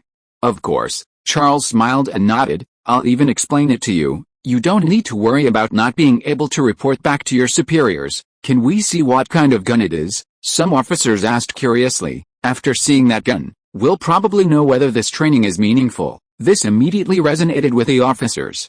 Charles nodded to the instructor. The instructor understood, quickly went out to greet them, and soon several instructors returned carrying several parts, quickly assembling the mortar and placing it on the podium. Upon seeing the cannon, the officers murmured amongst themselves, "Just this little cannon. I thought it was a superior weapon to the 75mm gun, but it looks like a child's toy. Unbelievable. We actually have to learn how to use this thing."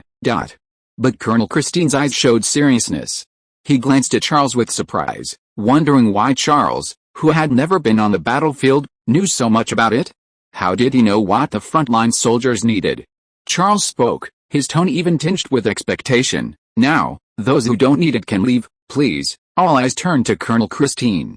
Colonel Christine shook her head, saying firmly, "No, sir. We need this cannon." Charles shook his head regretfully. "Damn it, I can't fool you. I won't lie to you." Charles spread his hands. "The production of this cannon is insufficient to equip the frontline troops. I really hope some of you can leave." But the officers burst into laughter. Those who had originally planned to leave secretly rejoiced that they hadn't taken such an extreme step. Chapter 189 The Wave of Mortars. Then, instead of directly mentioning artillery, Charles asked the officers a question. "Gentlemen, what do you think of hand grenades? Give me some feedback." One after another, the officers responded, "It's a great invention, Major. This invention fills a gap in our ranks. A significant portion of my soldiers no longer trust their rifles. They choose to focus on practicing grenade throwing." This remark drew another round of laughter, with many officers agreeing. At this point, the front lines had transitioned to trench warfare. Rifles were ineffective against enemies hiding in trenches, but hand grenades were not. Therefore, many soldiers preferred hand grenades to rifles, believing that with enough grenades, they could blast an entire enemy trench. But hand grenades undoubtedly have some problems, Charles continued, seemingly reflecting on his own invention. For example, if the enemy trenches are too far apart, we have to risk being exposed to enemy fire by crawling out of the trenches. Only then can we possibly throw grenades into the enemy trenches. The officers deeply agreed. "Yes, that's right, so we often do this at night. It's safer then." Charles stepped aside and waved to the mortar on the podium, saying, "Gentlemen, if you don't think of it as a cannon, but as a tool for throwing grenades, you'll understand how to use it." The officers suddenly understood. After a burst of exclamations, the meeting room erupted in applause, with someone shouting, "Does this mean we don't need to crawl out of the trenches to bomb the Germans?" "Yes, the Germans can't bomb us, but we can fire shells into their trenches. That's something the 75mm gun can't do. It can't throw shells into the enemy trenches."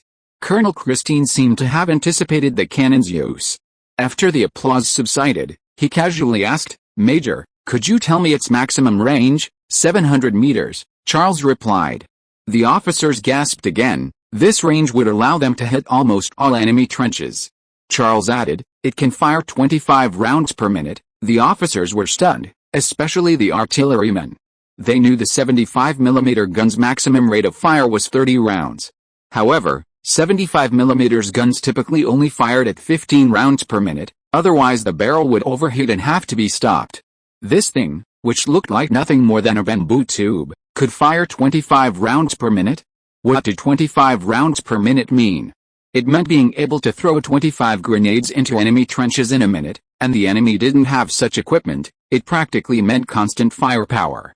No one would dislike that feeling, especially soldiers on the front lines facing life and death at any moment.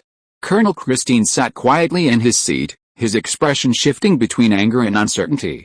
He had come with a special mission. The day before his departure, Deputy Commander Carnes had approached Colonel Christine and said meaningfully, "We've heard that Charles has convened this training session for all units to learn how to use a single cannon. No artillery piece can exceed 75mm, understand?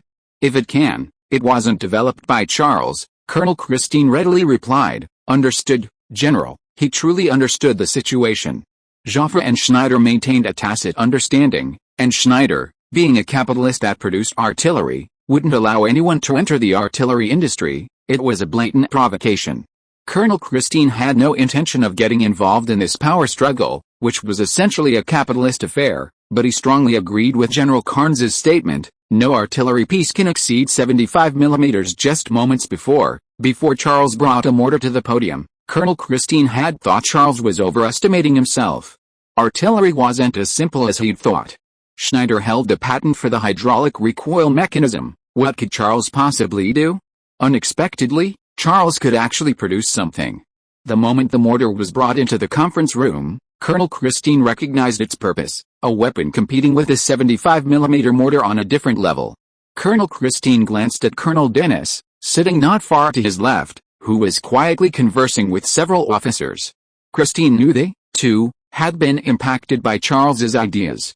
Unlike Christine, Colonel Dennis was a staunch defender of the offensive doctrine. Before coming here, they believed only the 75mm mortar could provide a basis for their offensive theory, and therefore, they held no hope for Charles's new artillery. They even came with a sense of antagonism. Then there was Colonel Honoré, sitting at the back, a subordinate of Pétain. They were supporters of the defensive doctrine, believing the French army should completely replace the 75mm mortar with the longer-range 105mm mortar. Before the meeting, he had even boasted, "Unless Charles can produce Big Bertha, we will not hesitate to throw it in the trash," but Colonel Honoré fell silent. Colonel Christine felt a bit ironic. In this small conference room, with only 88 officers, several factions held differing opinions, each with their own ideas. If there was anything in common, it was their disdain for Charles's new artillery. This was the real reason the officers were jeering the instructor. However, when Charles placed the mortar on the podium and presented the data as if in casual conversation, the underlying operational concepts surged forth like a tidal wave, burying all the disagreements and differing opinions. The officers were all thinking the same thing: this cannon could save many lives, possibly including themselves. To insist on rejecting it? That would be playing with their own and their men's lives. Moreover, this wave was unstoppable. One day, mortars will become as ubiquitous as hand grenades, widely used throughout the army.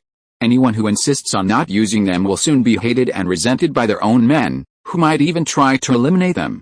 Such things happen far too often on the front lines. If you block your subordinates' path to survival, they will naturally take the risk of removing you as an obstacle. Thinking this, Colonel Christine no longer hesitated. He stood up and said to Charles, "Major, I'd like us to test the mortars at the firing range. What do you think?" Of course, Charles nodded towards the instructor on the platform. The instructor understood and excitedly waved his hand, shouting, "Follow me, gentlemen. But be careful, follow my instructions every step of the way." If you are listening to this novel on a channel other than Fanfic World, it means it was downloaded and re-uploaded without effort. We warmly invite you to visit our channel, Fanfic World. There you will find the original version of this story and many other novels of various genres. We look forward to seeing you dive into a world of incredible novels. Chapter 190: Test Cannon. The test firing took place at the base's firing range. The area was quite open, stretching over a kilometer in length, far exceeding the mortar's maximum range of 700 meters. To better simulate real combat, the instructors had a trench dug 600 meters ahead. Dominic instructed the officers to fire at this trench. Of course, no one inside would report the target. The artillerymen among the officers proved their worth here. They knew they needed to stabilize the mortar, keep it level, calculate the firing data based on the muzzle velocity and target distance, and then adjust the angle accordingly. This saved the instructors a lot of work. They only needed to occasionally remind them of new issues. In reality, mortars often don't focus on these details.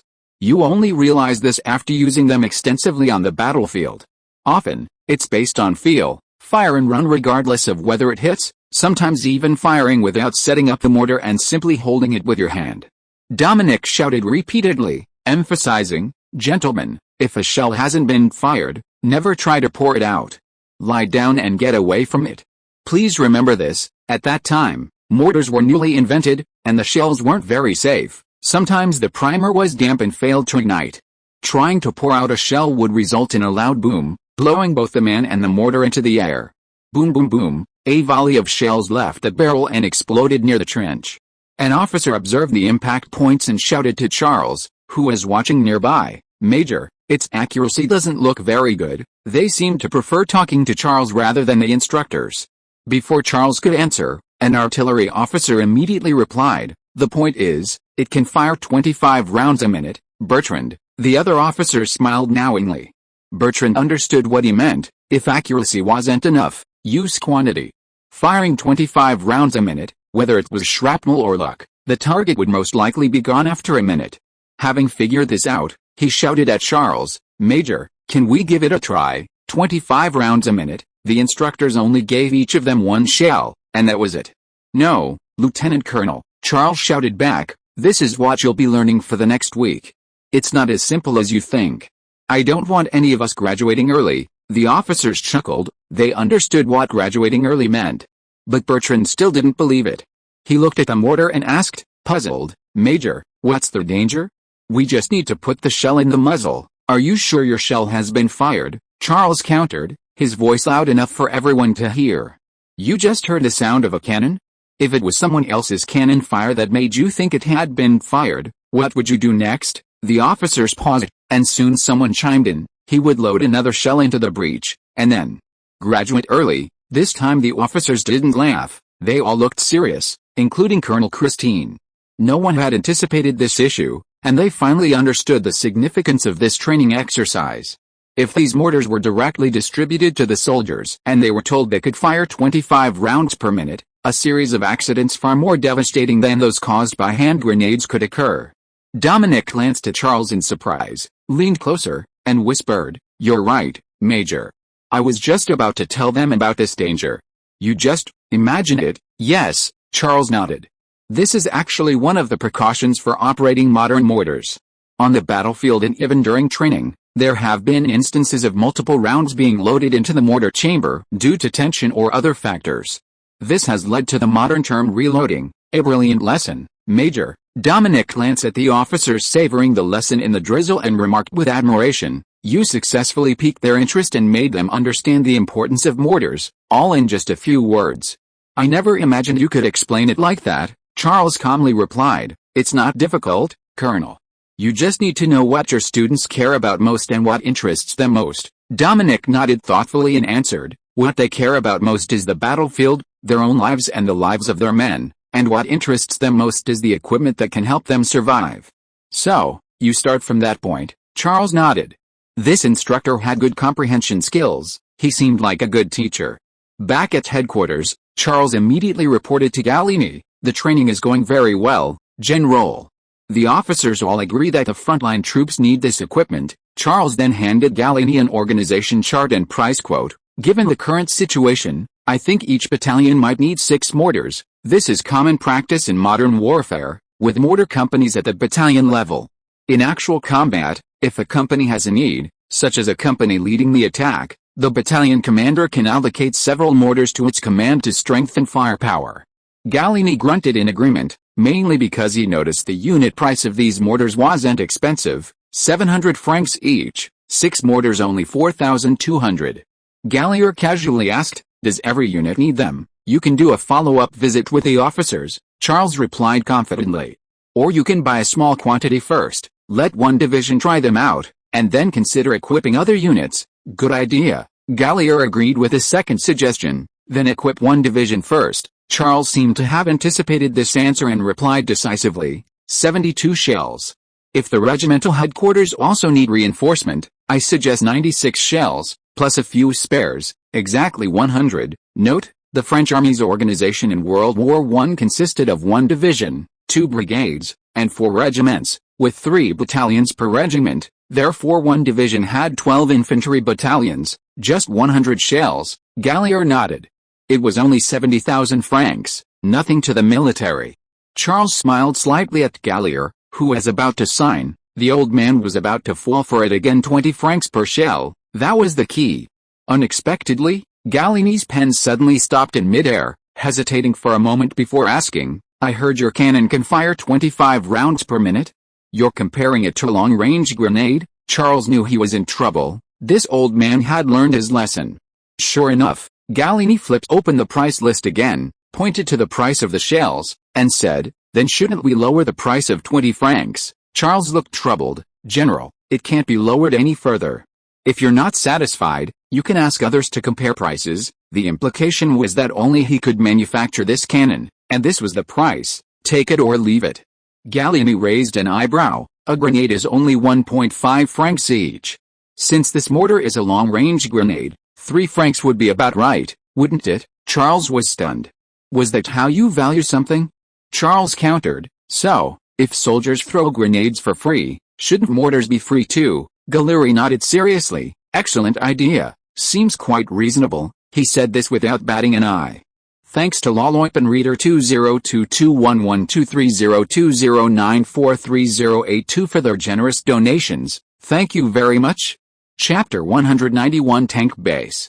The final price for the mortar shells was set at 15 francs each, exactly 10 times the price of a hand grenade. Of course, Charles still made a hefty profit. Each mortar shell cost only 5 francs to produce, earning him 10 francs per shell. With thousands upon thousands being fired at the enemy on the battlefield, Charles's pockets would jingle with every shot fired. No wonder there's the saying, when the cannon fires, gold pours in. That morning, just over 2 hours before Charles's training course began, Schneider headquarters received detailed information about the mortars. Paulina handed the statistics sheet to James's desk, her tone tinged with helplessness. The military has placed the order, 200 mortars and 50,000 rounds of ammunition for the first batch, equipping an infantry division and a tank unit. If the trials go smoothly, these mortars will be deployed to all 44 divisions on the front lines, and even the reserves. James, staring blankly at the documents, nodded gravely. One division needs 100 mortars, so the entire army needs over 5,000. If you add in battle losses, malfunctions, and aging, Saint Etienne will receive a constant stream of orders, along with astronomical amounts of ammunition. Paulina sighed softly. They've done their best, but they can't stop the use of mortars in the troops. They all agree that these are the artillery pieces needed on the front lines. Refusal means death, James grunted in understanding. He hesitated for a moment, then said to Paulina, word by word, I don't care about the money. I just want to know, where did we go wrong? Was it technology, experience, funding, or something else? Why were we so helpless against the attacks on the Charles, sir? Pauline replied, I think it's still the same reason I mentioned before. James recalled for a moment and said, combat experience. But Charles doesn't have that either. But Charles can figure out what the army needs. Pauline didn't understand this either, but she still believed it. He seems to know how to win, how to defeat the enemy. Strategy, tactics, even what weapons can be effective on the battlefield. All he has to do is produce these weapons, and we don't even know such weapons exist. James nodded slightly. Pauline's analysis was spot on. From tanks to rocket planes to machine gun planes, and more recently, grenades and mortars, every piece of equipment could defeat the enemy at a crucial moment, and every piece of equipment was irresistible. Just as the officers said, refusal means death, means defeat. James was somewhat frustrated. Such an opponent, he holds the lifeline of the war. How can we defeat him? Or should we just watch him erode our territory? Pauline straightened up and replied, I think we should study him, sir. Study him? James' eyes lit up, and he nodded in agreement. That's right, Pauline. I need to know the command process of each of his battles. The detailed process. Yes, sir, Pauline responded calmly.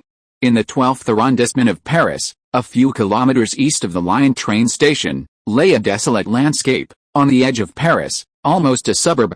Amidst the hills and trees, one would not notice that a military-restricted area had been cordoned off with barbed wire and heavily armed soldiers stationed at sentries. At the heart of this restricted area was a basin surrounded by small hills, where France's first tank base was located. This was for secrecy. Since the tank unit's victory in the Lofwix region, France's only tank unit had been moved to this base for protection. The high ground and forests were thoroughly searched and garrisoned, and the area within a 3-kilometer radius was cleared. Even fighter jets were deployed for aerial patrols to prevent close-range reconnaissance by enemy aircraft. The tank unit was organized into the 1st French Tank Brigade, commanded by Colonel Brownie, with Colonel Estini as Chief of Staff. Galeri's idea was that such a unit shouldn't be rushed into combat, but rather trained and refined in the rear to develop a complete set of tactics. Only after acquiring more tanks and replicating the tactics could they be deployed in batches to validate the battlefield. They represent the highest fighting force in France, Galeri stated firmly. The tactics of this unit have the potential to overturn all French combat theories. If their victories can be replicated, it proves they are correct, and this will become a solid theoretical foundation for their tactics. Therefore, we cannot allow any possibility of leaks. Thus, the tank base was a no-go zone, allowing only entry and no exit, except for people like Charles and Estini. But even Charles needed to apply in advance, explain his reasons, and undergo layers of investigation. When Charles saw Colonel Brownie, he was sitting in the sidecar of a sidecar motorcycle, looking at training plans. 100 meters away, several Mark I tanks were roaring, carrying infantry in a muddy drill. Brownie was so engrossed in the plans in his hands that he didn't notice Charles approaching until the guards reminded him. "Charles," Brownie exclaimed, his tense face blossoming into a smile the moment he saw Charles. He jumped up from his seat and gave him a warm hug. "I was just thinking about you. I didn't expect you to be here. Look at you, already a major, soon to be my superior, right?" Charles smiled but didn't answer, casually asking, "How's it here, Colonel? Is everything all right?" Brownie chuckled. "It's great here. As a tank base, everything we need is provided. The only thing I regret is that you're not here." Brownie waved the training map in his hand, complaining, "They want me to develop a set of tactics." "Isn't that your and Colonel Estini's job? You're the brigade commander, Colonel," Charles explained. "In principle, everything concerns you.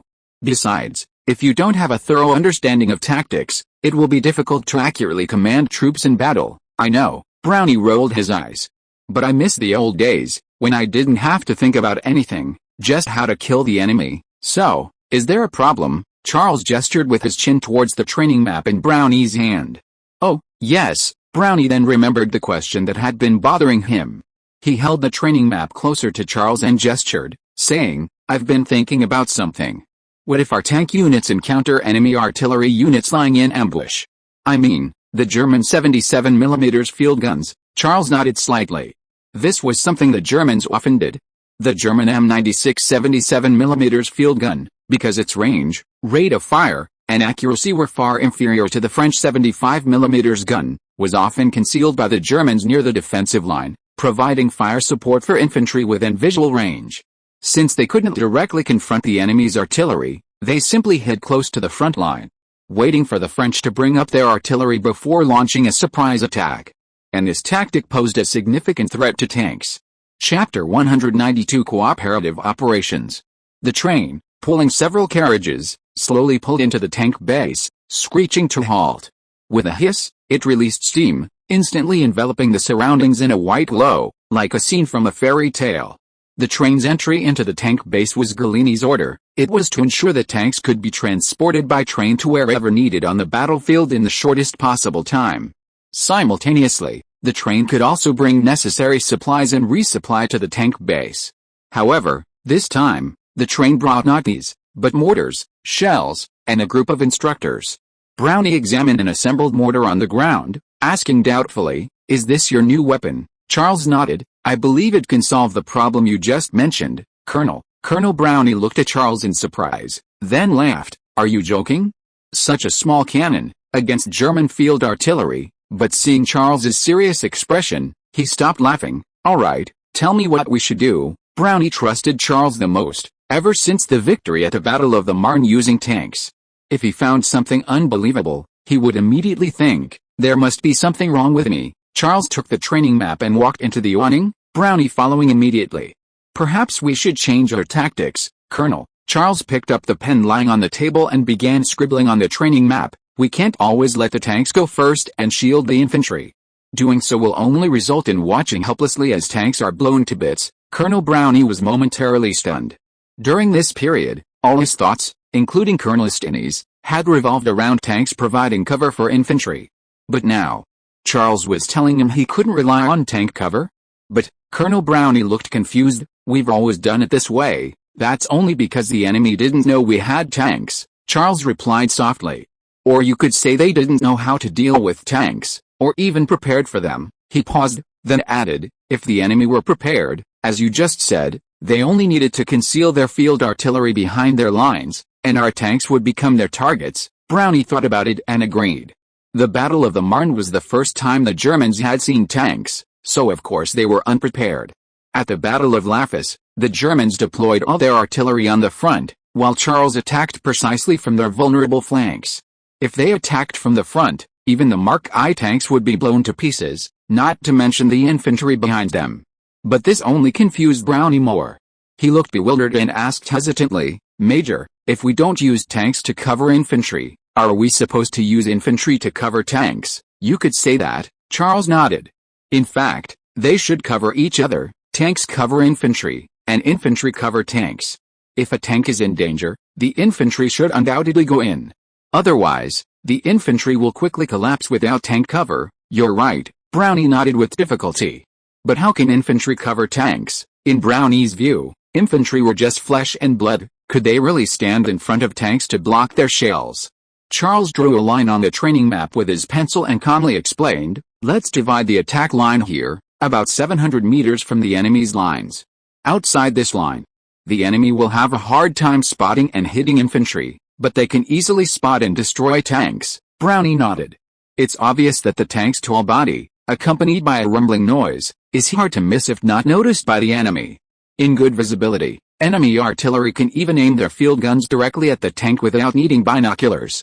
But if it's infantry, they can advance in a dispersed manner under cover or crawl on the ground, making it difficult for the enemy to inflict effective damage at that distance. Note, this is why the range of modern assault rifles is generally around 400 meters. At greater distances, unless the shooter is a professionally trained sniper, it's very difficult to hit the target. In World War I and World War II, the range of bolt-action rifles at 700 to 800 meters was unreasonable and even a serious waste. At this point, Charles concluded, therefore, at this distance, infantry should provide cover for the tanks. Colonel Brownie suddenly understood. So, before the tanks set off, the infantry goes to the battlefield first to prepare for the tank attack. Yes, Charles replied. Infantry clears obstacles for the tanks, such as mines, roadblocks, and barbed wire. Sometimes they also plan the tanks' attack routes to help them avoid muddy areas where they might get stuck. Colonel Brownie nodded slowly. Then it's the tank's turn. No, Charles interrupted Colonel Brownie. Then the mortars should be used. Charles nodded towards the mortars displayed outside. Colonel Brownie paused, then nodded repeatedly. That's right, it has a range of 700 meters, and it's already within range. But then he shook his head. However, it still can't suppress the enemy's field artillery, which may be positioned outside its range. German field artillery had a range of 5 kilometers, while mortars only had a range of 700 meters. If the field artillery was deployed even slightly further back, it would exceed the range of the mortars. Charles chuckled softly. We don't need to suppress it, Colonel. We can use smoke grenades. Colonel Brownie exclaimed. Oh, that's right. Mortars firing smoke grenades can obscure the vision of the enemy infantry and artillery, and there's the mortar bombardment. Charles pointed to the enemy's defensive line on the training map. Then this place will be filled with dust and smoke, along with suppression from our field artillery and howitzers, and even aircraft in the air, and then the tanks will come in. Brownie listened, dumbfounded. Such a battle. Charles said, before this, it was just infantry and tank coordination. Now, Brownie nodded, now, it's infantry, artillery, tanks, and aircraft coordination. It's difficult to achieve. But as long as we do it, even just a part of it, it means the enemy will be powerless to fight back. Charles was satisfied with Colonel Brownie's words. which showed that he understood the concept of coordinated operations. Colonel Estini was more suited to commanding strategic directions, while Brownie had a higher sensitivity to this kind of tactical coordination. The image above shows an old-fashioned steam train. Chapter 193 Infantry Artillery Relations.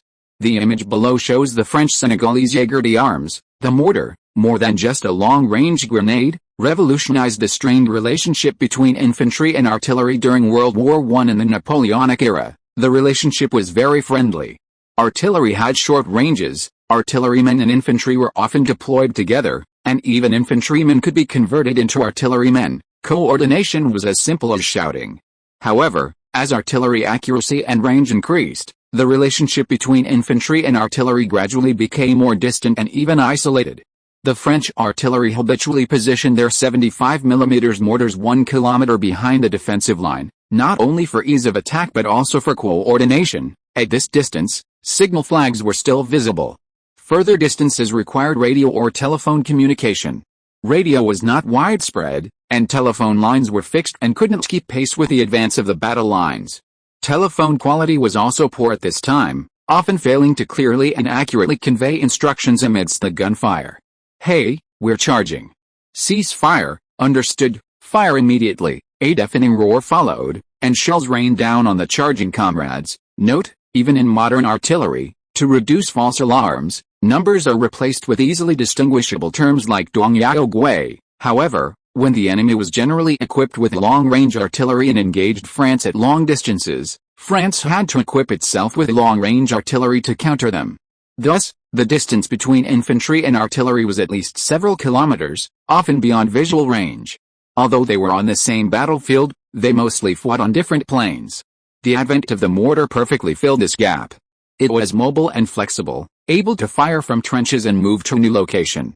Although its range was short, it had strong survivability, unlike the 75mm mortar, which was exposed outside the position and vulnerable to suppression by enemy long-range artillery. Its coordination with infantry was not as difficult as with the 75mm and 105mm mortars. Even without communication tools, infantry could communicate by shouting, whistling, and waving flags. Thus, the infantry once again went from having no artillery to having its own. This was something the frontline troops could not refuse. It was a leap from nothing to something, and those who refused clearly had ulterior motives. And indeed, that was the case. The first unit to be equipped with mortars was the 51st Infantry Division of the 6th Army, a unit directly under Galini's command. This wasn't due to Galini's selfishness, but rather because, regardless of the feedback from the officers undergoing training, various interest groups refused to equip their troops with mortars. Most of them were proponents of offensive theory, insisting that the 75mm mortar's range and rate of fire were the perfect offensive weapon, irreplaceable by any other equipment. Those advocating defensive theory, on the other hand, generally believed that artillery with longer ranges was needed to stop enemy attacks beyond their artillery range. Coupled with the insistence of the French commander-in-chief, the mortars were ultimately only equipped to the 51st Infantry Division stationed in Ypres. Everyone thought this would quietly fade from memory, and the mortar issue would soon be forgotten. However, the German defenses, previously muddy and considered impregnable, were easily breached by the 51st Infantry Division equipped with mortars, advancing 3 kilometers and establishing a breakthrough point. If not for concerns about encirclement from further advance, the 51st Infantry Division could have continued its advance. Cobdo immediately seized the opportunity to create a special feature on the 51st Infantry Division. Reporter, General David, it's said that Ypres has very unique terrain, and that our troops are in unfavorable positions.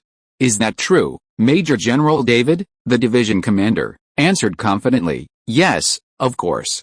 The Germans have hills and high ground, while we are in a vast, open field. We have no defensible terrain. Here, there is only cold, rain, and death. But we did not surrender. The reporter interrupted the Major General. May I ask, what enabled you to achieve victory under such unfavorable conditions? Major General David replied, of course, it was the commander's decisiveness and the soldiers' courage. Sir, we bravely charged the enemy, facing an enemy many times our size without fear. The reporter gave him several meaningful glances, and Major General David suddenly realized, oh, of course. The mortars also played a role. They were excellent equipment, and the soldiers loved them. But more importantly, We employed the correct tactics. Shortly after Major General Davide's speech, he received a call from General Gallieri. Congratulations, General Davide. You've been promoted for your bravery. You're now the deputy commander of the Senegalese Drogher. Major General Davide froze, speechless. Senegal. Compared to Major General Davide's speech, the soldiers made no attempt to hide their love for the mortar. They used every word they could think of to praise it. It's a fantastic piece of equipment. It's practically made for war.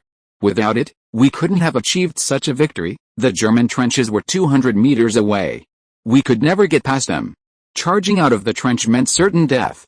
But the mortar, it's amazing. We can hide in our trenches and fire shells into the enemy trenches. Can you imagine? Hiding in our trenches and firing shells into the enemy trenches. The Germans were terrified of us. Sometimes they would even deploy their firepower and troops on the other side of the high ground, where we couldn't see or hit them. But mortars could. Mortar shells could bypass the high ground and hit the enemy hiding behind it, and the enemy could retaliate. God, this is the kind of artillery we need, the artillery of the infantry. These words were soon published in the newspaper Honors, accompanied by photographs of mortars. There were also several diagrams, with dotted lines indicating the mortar's curved trajectory, showing readers how it hit enemy trenches and bypassed a high ground to hit the enemy behind them. Soon, the entire army went wild. Everyone wanted this cannon. Soldiers shouted at their officers, "We don't know any tactical theories, we only know we need this cannon, whether offensive or defensive. This cannon will work. It has already proven its value in actual combat. The country can produce this cannon, and the soldiers on the front lines need it. I don't understand why we won't get it. What's blocking us from getting it? Is it profit? The prices are lives." Angry soldiers even secretly plotted to refuse to fight if their superiors didn't agree to equip them with this cannon.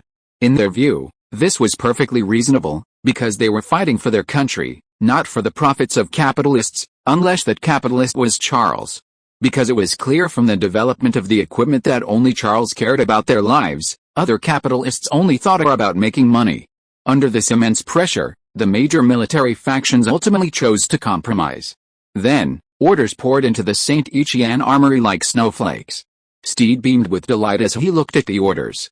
He squinted at the checks in his hand and muttered to himself, "This is just the beginning, gentlemen. Next up is the 37mm gun. That's something you'll absolutely have to buy too." The image above is a simplified diagram of various artillery trajectories. Chapter 194 Iron Hook Tank.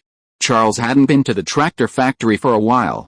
He found that as his business grew, the number of mundane tasks had also increased without him realizing it. There were his dates with Steed, and tactical guidance at the tank base and the flying club. Colonel Brownie and Carter often called Charles during his vacations to ask questions. They even hoped Charles could come and provide guidance in person. Charles couldn't very well reply, "I'll talk about it when I'm at work tomorrow." After all, this wasn't just about training, it was about Charles's business. If the tank and air units couldn't win, Charles's tanks and aircraft might not get orders from the military, and without orders, there would be no money. So, this could only be considered after-sales service to secure more orders. Charles felt that he should tell Gallieri sometime that if official business was taking up Charles's personal vacation time, then Charles's personal matters could rightfully take up his service time. However, Charles felt this wouldn't work. Gallieri would most likely reply, "You can refuse to handle official business during your private leave, you said it yourself, so can I refuse to fight during my leave too? Suit yourself, as long as you can withstand the pressure from the public." Charles sighed. Gallieri knew Charles's weakness. Charles dared not easily destroy his public image. If Charles were to leave his post during the middle of a battle because of leave, his image among the military and civilians would instantly collapse. Then, what would Charles use to fight against the capitalists? This is perhaps what people often call the higher you climb, the colder it gets. Once you're elevated to a certain height, it's almost impossible to live like an ordinary person, unless you fall hard one day. The last leave was the most tiring. Charles spent the entire day welcoming the technicians from the Martin automobile factory. Conversations, socializing, arranging accommodations, and so on. Charles valued these talents highly. He wanted them to at least feel his respect. During this time, Charles subtly hinted at future automotive developments, such as electric start, enclosed cabins, sedans, and electric windshield wipers. Charles only needed to mention a few features of modern cars to cover the basics. Note, windshield wipers were invented in 1903 by a woman named Mary Anderson, but for a long time they were manual, requiring the driver to turn them while driving. They weren't installed in cars until 1923. The technicians were astonished. They had long heard that Charles was a hero skilled in developing military equipment, but they hadn't expected him to be involved in automotive research. And the points he casually mentioned all seemed to represent promising directions for automotive development.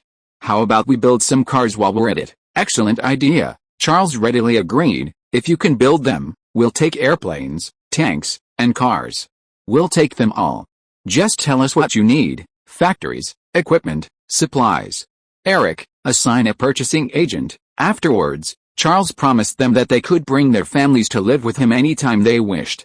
In reality, Charles wasn't particularly interested in civilian cars.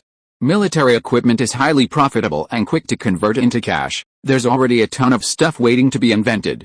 Joining the automotive industry would offend even more capitalists, like Renault. But if the technicians are enthusiastic, let them research. At worst, they can just stick to racing cars and selling patents like before. That evening, Eric cheerfully called Charles. Charles, do you know what the technicians think of you? They all think you're a very insightful and forward-thinking boss. They think following you will be promising and lucrative, and some even think they might leave their mark on invention history. Some of them are already planning to settle in Paris long-term. Their only concern is the stalemate on the battlefield. It would be perfect if you could end the war quickly. Charles smiled helplessly. End the war quickly? That was beyond his capabilities. Finally, another holiday arrived, and without other trivial matters, Charles could finally go to the tractor factory in peace. Upon arriving at the R&D department, Charles was startled by what he saw. Next to the Mark I tank, there was a smaller tank, its frame and outline basically complete, resembling a Renault tank. This wasn't surprising at all. It used the same suspension and rotating turret, and the layout was quite similar. It's beautiful, isn't it? Matthew leaned close to Charles, a confident smile on his face. We took it for a spin, and it's much more stable than the Mark I. It's already drivable. Charles was surprised by the progress. Yes, Matthew nodded. But we're not quite sure how thick the armor should be. Colonel Stinney, who was discussing something with the workers while looking at blueprints on the other side, saw Charles. He immediately stopped what he was doing, rummaged through a pile of documents, pulled out a blueprint, and strode towards Charles. It's a pleasure to meet you, Major, Stinney said as he walked, showing the blueprint to Charles. This is an artist's rendering of what it will look like when it's finished, Stinney explained, comparing it to the actual model. We plan to equip it with 22mm thick armor on the front. No, 25mm, Charles interrupted Stinney. Stinney was somewhat puzzled. The German K round can only penetrate 13mm of steel plate. I think 22mm is enough. 25mm, Charles didn't elaborate. In fact, Charles didn't know how to explain it either. The German T-shaped anti-tank gun could penetrate 25mm of vertical steel plate at a distance of 200 meters. If the frontal armor was only 22mm thick, it would be very dangerous in actual combat. With 25mm, there wouldn't be this problem, since the frontal armor is mostly sloped, and the effective thickness would be greater than 25mm. Alright, Stinney said somewhat helplessly. Then, the front of the vehicle might be too heavy. Without hesitation, Charles pointed to the sketch and said, we can add a tail hook to the rear. Tail hook. Stinney looked bewildered. But what use is it? Charles replied casually. This light tank has a very obvious weakness compared to the Mark I, which you should have already noticed. Stinney stared at Charles in shock. Matthew's eyes also held disbelief. You just glance at the sketch and know its weakness. He deliberately withheld the answer, thinking Charles might be lying. But Stinney shook his head and said, no, Matthew. The Major does know, adding a tail hook is to address the insufficient trench crossing capability. Matthew suddenly understood. He stared blankly for a moment, then shook his head and smiled. Completely convinced. Chapter 195 Charles's Student. At the Paris garrison headquarters, Galleri woke up before 8 o'clock as usual. Instead of rushing to his office, he dressed in his uniform while gazing at the torrential rain outside. A fierce wind howled, accompanied by thunder, and dense raindrops lashed the ground. Galleri sighed softly. He wished the rain would concentrate on the House of Representatives and wash it away. Yesterday, Gallieri believed he should make a final push for Charles's tanks, because it meant victory and the lives of his soldiers. Therefore, he went to the House of Representatives uninvited and requested a speech. The Char tank and its tactics have been proven in combat. The 1st Tank Brigade has been training with Char tanks for some time now with great success. We have a complete set of combined arms tactics, and I believe this tank can defeat the enemy. Shouldn't we be using tanks that have already proven effective, instead of buying a bunch of products that have proven to be failures? Before he could finish speaking, a chorus of voices erupted. They've been improved, they're no longer failures. The enemy knows what Char tanks are all about. They've developed better tanks specifically to counter Char tanks. The lack of artillery is the Markai's biggest weakness, but the enemy tanks have artillery. How can we defeat artillery with machine guns? The final result was self-evident. Char tanks failed to win subsequent orders. Instead, the St. Chaman and CA-1 each received an additional 200 vehicles. The congressman's words seemed reasonable, but they couldn't hide the ridiculous fact: the failed tanks received orders, while the victorious tanks did not. Incomprehensible, utterly absurd. Gallieri gathered his thoughts, turned, opened the door, and headed towards his office. As he passed Charles's desk, Gallieri called out softly, "Come here, Major." "Yes, General." Charles stopped what he was doing and followed Gallieri to the desk. Gallieni sat down, opened a drawer, took out a document, and handed it to Charles. His face was expressionless. "This is the improved CA-1 tank and the St. Chaman. They've received more orders. I want to know if they still have problems." Charles flipped through the document. "The CA-1 has an upgraded engine, thickened armor, and a top speed of 8 km per hour. Yes," Gallieni explained. "They believe this speed will allow them to evade long-range artillery fire. As you said before, tanks need a certain level of mobility." Charles grunted, his gaze fixed on the data in the document. "Indeed, but simply changing the 11mm frontal armor to 17mm isn't enough." "What do you mean?" Gallieni looked at Charles with suspicion. "Your Mark I tank also only has 17mm frontal armor. I believe they're learning from your tanks." "I know." Charles looked up at Gallieni. "But General, when our tank armor was 11mm thick, the Germans invented the K-ball, which could penetrate 13mm of steel. Now our tank armor is 17mm. Gallieni instantly understood. "They'll invent equipment with even greater penetrating power." "Yes," Charles nodded, "although I don't know what it is. Just like they say, the Germans will do everything they can to target my tanks." This wasn't the truth. He knew the Germans' anti-tank rifles were likely already out. Gallieni sighed inwardly. He could only hope the Germans wanted to penetrate 17mm armor with artillery and nothing else. After frowning and considering for a moment, Gallieni asked again, "Then, what about the St. Chaman?" "The St. Chaman has many improvements." Charles continued flipping through the documents. "Besides upgrading the engine to reduce weight, the tracks have been lengthened, the roof modified, and several more hatches added. The lengthened tracks were to improve mobility. The flat roof was changed to a sloping one to account for German grenades being thrown onto the roof. The additional hatches were because in the last combat exercise, it was discovered that when the St. Chaman was stuck in a shell crater, the side hatches would be blocked and unable to open, preventing the crew from escaping in time." Gallieri added, "They've also added small wheels to the protruding front and rear. The purpose of adding small wheels is obvious, to prevent the extended chassis from getting stuck in shell craters or trenches."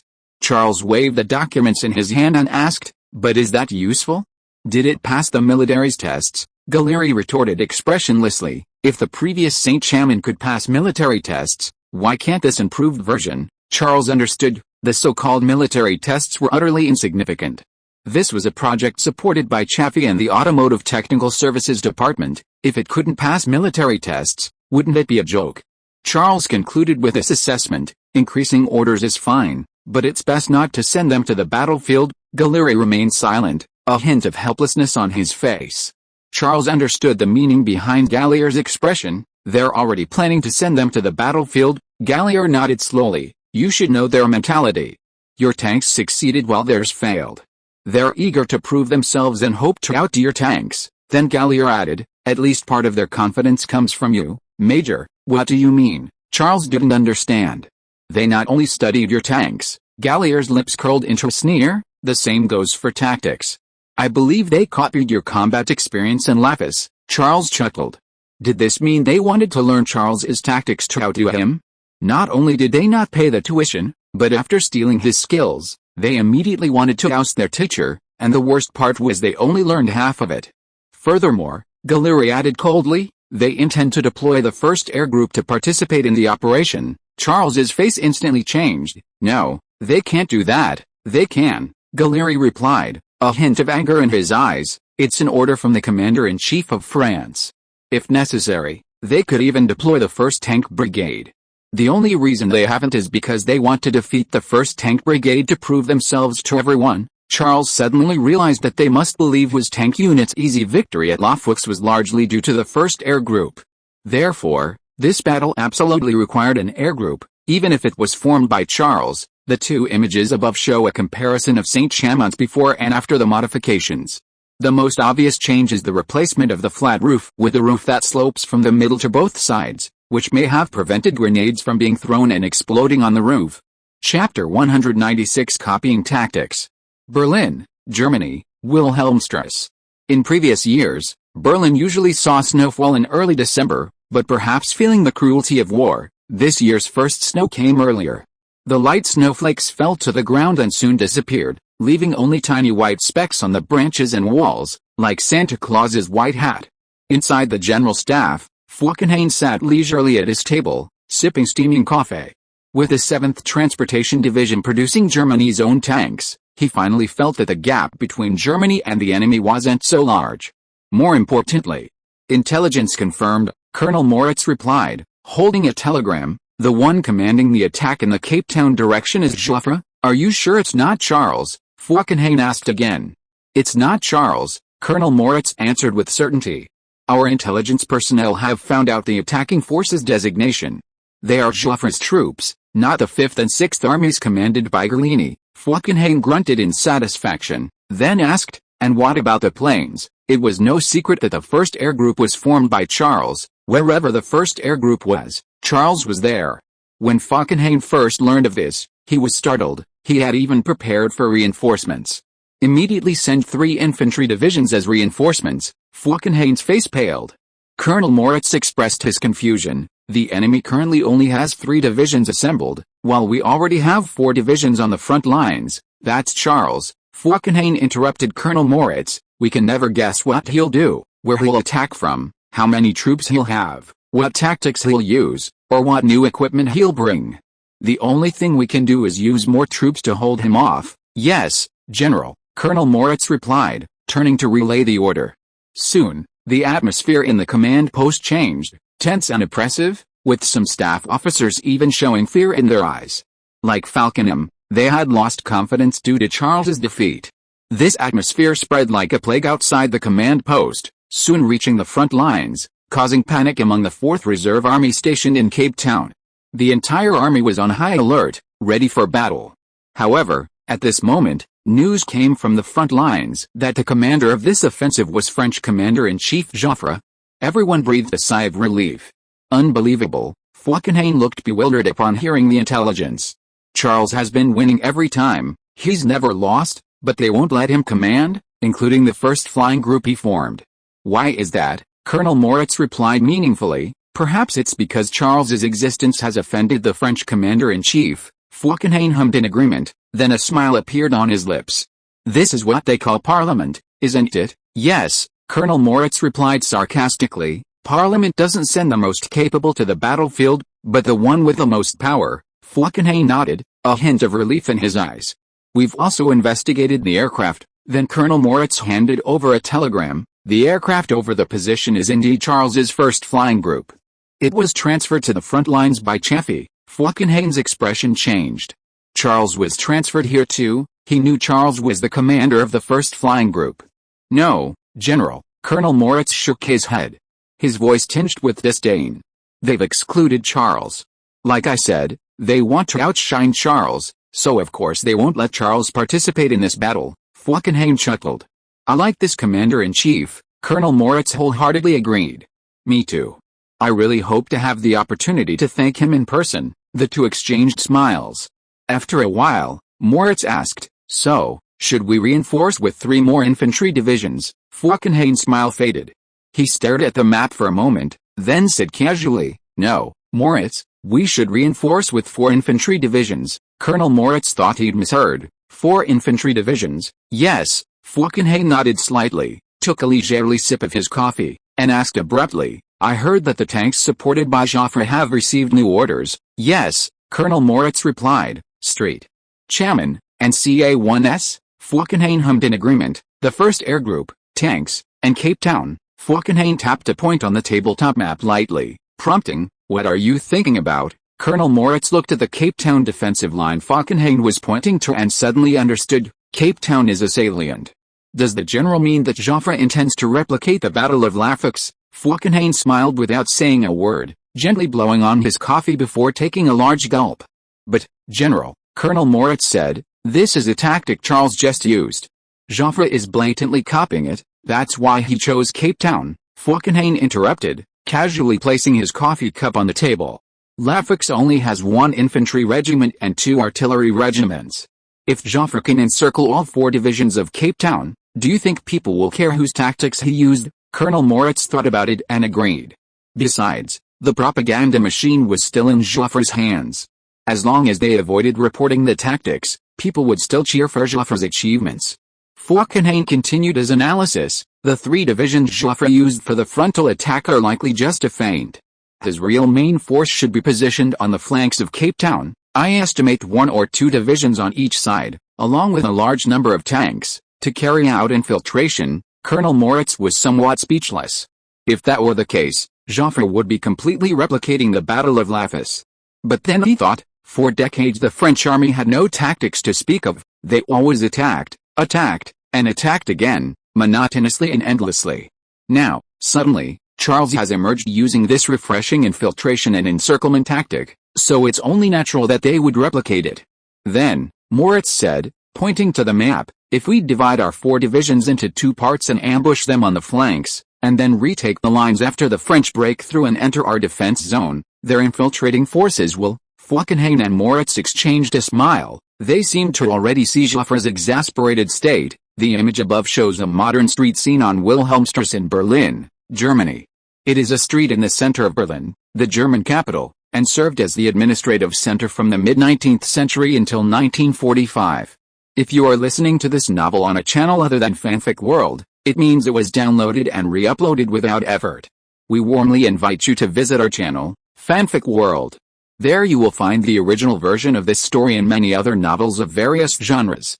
We look forward to seeing you dive into a world of incredible novels. Chapter 197 is completely unchangeable. Falkenhayn immediately issued a series of targeted orders to the front lines. He handed over command of the front lines to Major General Justin, commander of the 4th Reserve Corps, who commanded 4 Cape Town divisions and 2 cavalry regiments.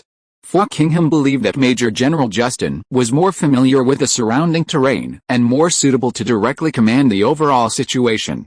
At that time, Major General Justin was standing at the entrance of his command post, observing the Avro missiles whizzing across the sky through his binoculars. His command post was hidden on a hill 5 kilometers from the front lines, surrounded by bushes and hills, with a well-camouflaged 105mm howitzer position not far away. This was not because Major General Justin shared the hardships with his soldiers, but because he knew that if he set up his command post in a nearby town, his position would soon be exposed. After all, this was France, and although French capitalists often did foolish things, its civilians were never short of brave men. More importantly, Major General Justin knew that Charles had proposed a special operations tactic specifically designed to launch surprise attacks on German command posts deep within enemy territory. For his own safety, he had to find a safe place near the front lines and live like a wild man. When Charles's planes appeared in the sky, Major General Justin secretly rejoiced that he was right. If he had lived in a house or villa in town, he might now be under heavy machine gun fire. Major General Justin stared intently through his binoculars at the Avro flying overhead until they disappeared from sight, seemingly trying to discern how the machine guns were mounted or where they were located, but unfortunately, he failed. As he put away his binoculars, a communications soldier approached and reported, "General, the General Staff has ordered reinforcements of 4 infantry divisions, 2 standard ammunition loads, and an artillery regiment." Major General Justin felt a pang of doubt, but didn't show it. He asked coldly, "So, they've made a mistake?" Is Charles still commanding this offensive? No, General, the communications soldier replied. It's confirmed that Joffre is in command. However, the general staff believes that Joffre might replicate Charles's tactics at La Forks. Major General Justin was taken aback, then couldn't help but laugh, saying with a hint of sarcasm, "Interesting, Joffre would do that." Joffre didn't want to do that either. A villa located northwest of Cape Town, its wealthy owner having fled south due to the fighting in the area, was being used by Joffre as his command post. The command post was as busy as ever. After all, it was the nerve center of France's million-strong army. Military intelligence from all directions would eventually converge here, be processed appropriately, and then sent back for further instructions. Joffre sat at his desk, staring blankly at the map. The desk lamp beside him cast an orange glow, flickering occasionally, perhaps due to malfunction. But Joffre seemed oblivious, his eyes vacant and lifeless, his thoughts wandering to another dimension. Joffre had been somewhat frustrated lately. He had always strived to ensure his troops operated with order and method, believing that as long as he was organized and methodical, the enemy would be thrown into panic, and victory would ultimately be his. This was one of the reasons he always maintained a regular schedule. However, Charles's arrival shattered all the established patterns. He played by his own rules, employing almost no consistent tactics since the start of the war. The Battle of the Marne involved a frontal tank assault, exploiting the enemy's fear of new equipment. Antwerp used deception and rocket planes to bomb the enemy's key Grand Bertha and airships. Ypres introduced machine gun aircraft that gained air superiority, perfectly complementing artillery defense, and Lafayette's astonishingly combined tanks, infantry, and aircraft into a single, intricate encirclement maneuver. God, which tactic was correct? Joffre felt dizzy. If he couldn't understand it, he could just copy it. No, he couldn't copy it. If the next day's newspaper had a headline like, "French Commander-in-Chief wins using the same tactics as Charles," how could he save face? So, even if he copied it, he had to make some changes so he could confidently answer, "No, they only look similar on the surface, they are actually completely different tactics." The citizens didn't understand tactics, they would compare them and find that there were indeed differences, and they would believe Joffre's words. However, Joffre was devastated to find that he couldn't make any changes at all. Omit the aircraft and ignore air superiority? No, once the German planes took to the skies for reconnaissance, the flanking forces would be detected by the Germans in advance, and there would be no surprise in the flanking maneuver, making a rapid breakthrough impossible. Moreover, he still needed to use machine gun planes to block and suppress the German artillery. The first air group was indispensable. A direct frontal attack? No, although the Saint-Chamond and CA-1 had been improved, they still had difficulty crossing trenches and testing. In actual combat, sandbags were still needed to fill trenches for the tanks to pass, and the sandbag trench filling method was invented by Charles. So, could the simultaneous flanking maneuver be changed to a single wing maneuver? The answer was still no. Simultaneous flanking maneuvers meant that each side only needed to travel half the distance, which not only have the enemy's reaction time but also have the tank's range. The latter was crucial because, given the current state of tank maintenance, a single wing maneuver covering the entire distance without breaking the tracks was virtually impossible. God, Joffre was deeply troubled. This is a tactic devised by a 17-year-old. It's meticulously crafted, tightly connected, and every step is essential.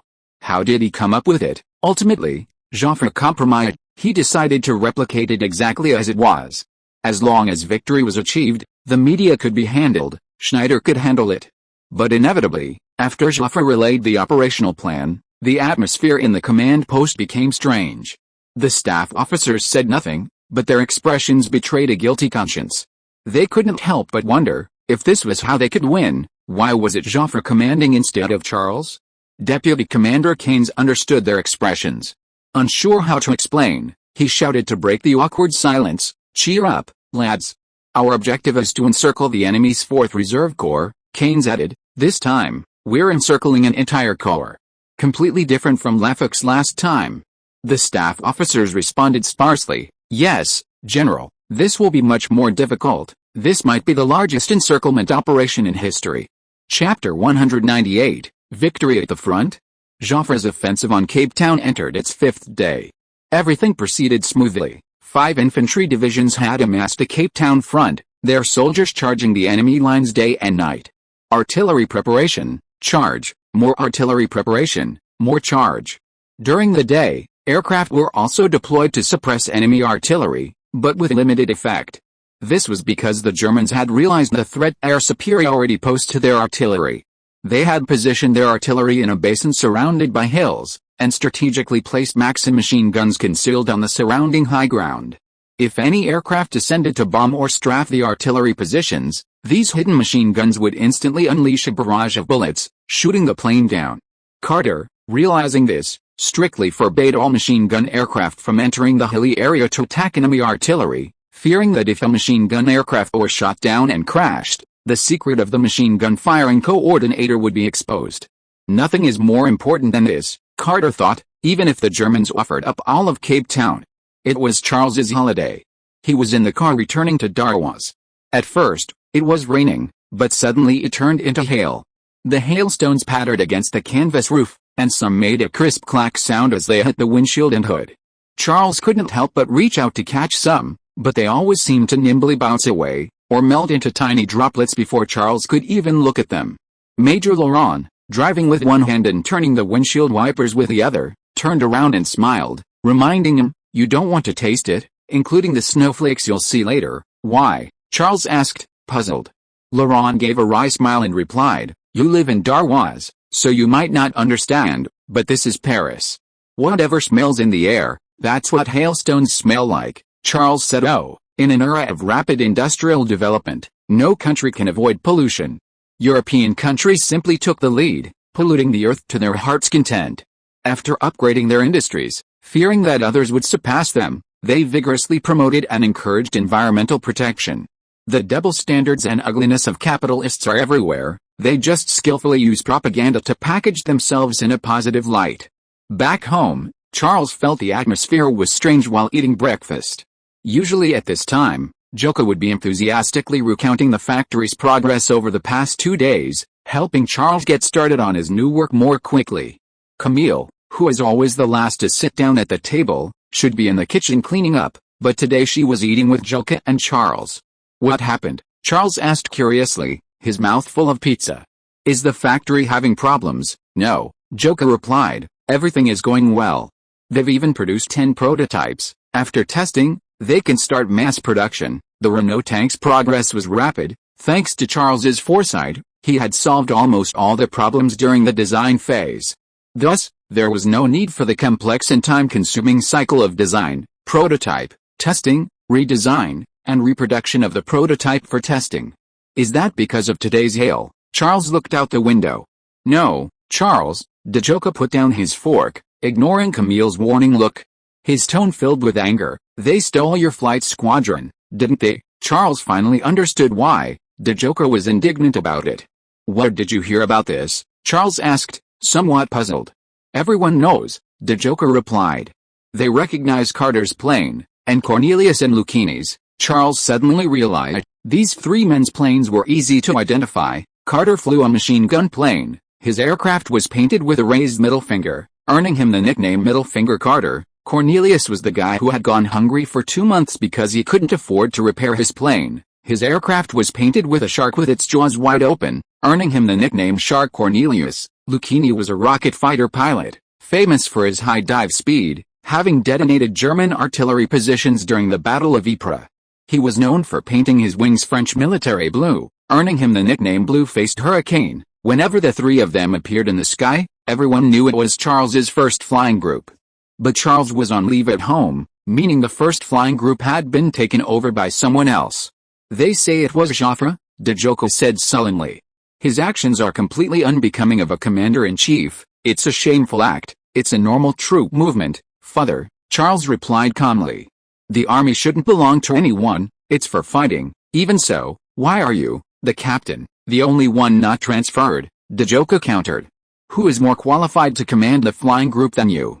"This is clearly to exclude you from the battle," Camille interrupted Joka. "You actually want them to transfer Charles?" "To me, it's perfectly reasonable. They're following the council's decision." In Camille's view, as long as Charles didn't have to go to the battlefield, it was reasonable, and a good thing. She couldn't understand Charles's feelings. He had poured his heart and soul into training a flight squadron, only to have it transferred away with a single order just as it reached combat readiness. Although not explicitly stated, Djoka's words clearly resonated with Charles's expectations. However, Charles maintained a nonchalant demeanor. They said they would return the flight squadron. This was just an emergency call. Djoka sighed softly. I hope so, but everyone knew this was likely just an excuse. Once they fully realized the squadron's value, they would find various pretexts to keep it. What could Charles do then? A silence fell over the table as everyone pondered their own thoughts. Just then, Laurent's car sped up to Djoka's door and screeched to halt. Charles looked out the window in confusion. Laurent usually wouldn't come at this time. If he did, it meant there was an emergency. Sure enough, Major Laurent jumped out of the car and ran towards them without stopping. Djoka opened the door just in time, and Major Laurent rushed in, saying to Charles, Major, General Guerrieri wants you to return to headquarters immediately. They've won at the front. Charles was taken aback. Joffre had won at the front? This was good news. Why the rush? The next second, Charles realized, if Joffre's tanks had won, there was only one possibility: the enemy had intentionally let them in. Chapter 199 Reversal of the Battle. Gallieni had clearly guessed this as well, so when Charles arrived at headquarters and stood before his desk, he immediately pointed to the map and said, the attack was launched half an hour ago. 200 tanks from 2 special artillery divisions, one in the north and one in the south, broke through the enemy lines from tram and roads respectively. The progress has been surprisingly smooth. The enemy has no artillery, no reinforcements, not even 77mm field guns. After our tanks broke through the lines, they advanced towards the enemy's flanks and rear. They planned to meet up at Lorca. Charles was speechless. They had copied Lafayette's operational plan verbatim, without any changes. This could very well be a trap, Charles said, his eyes filled with fear. The Germans intend to encircle the 2 units that broke through the lines. I know, Gallieni replied, his eyes filled with helplessness and anger. I've already warned the commander-in-chief, but do you think he'll believe me? He thinks we're jealous of his success, that we want to use lies to stop his victory, to block his path to boasting about his achievements to the media. Charles was stunned. If Joffre was convinced of this, then no matter how much Guerrieri warned, it would be to no avail. All his words would be taken for granted as malicious lies. After a moment of silence, Charles could only ask softly, how many men are in the 2 special artillery divisions? Guerrieri replied with regret, over 22,000 men per division, over 45,000 men in total. Then he couldn't help but curse, this is murder, a crime. He's completely blinded by fame and fortune, intoxicated by victory. He doesn't deserve to command troops in this position. Guerrieri slammed his fist on the table in anger, not continuing, perhaps realizing that saying these things now was pointless. Charles stared at the map for a while, then said softly, now it's probably too late. Guerrieri took out his pocket watch, glanced at it, and nodded helplessly. Judging from the distance, it would take about 3 hours for the 2 flanks to meet. And the German army, under no circumstances would they allow the 2 armies to merge into one force. They would block their advance and prevent them from communicating with each other. Therefore, the German army will launch a counter-offensive within 3 hours. In other words, Joffre's victory will soon be reversed. At the French headquarters, the staff erupted in cheers, everyone celebrating the successful breakthrough of the enemy lines. Keynes nodded with satisfaction, a smug look on his face as he said to Joffre, who sat at his desk, the frontal assault at Cape Town resulted in over 6,000 casualties. It was their blood that brought this victory. Joffre smiled faintly. The Germans won't fall for a trick without real sacrifice. Now, it's time for the Germans to pay the price. Joffre slowly rose, head held high, and waved his hand, ordering, order the troops to keep their feet on the accelerator until they see their own troops. Yes, General. Keynes turned to personally relay the order. At that moment, a staff officer handed over a telegram. General, a telegram from the Paris Garrison Command. He hopes you will carefully consider the infiltration, saying it might be an enemy trap. Joffre let out a slight, contemptuous laugh, took the telegram, crumpled it into a ball, and casually tossed it into the wastebasket. The outcome is decided, Guerrieri. And Charles. Nothing can stop me from victory, not even you. Colonel Christine, now promoted to Major General, was leading the 1st Special Artillery Division southward after breaking through the tram line. He rode a black warhorse through the rain to the roadside, peering through binoculars with a puzzled look at the surrounding terrain.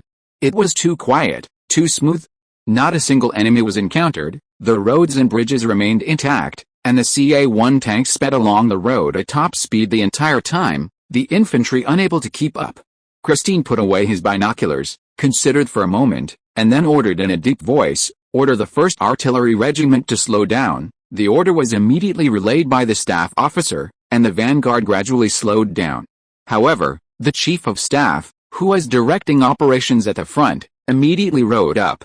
He reined in his horse in front of Major General Christine, and the horse paced back and forth between his legs.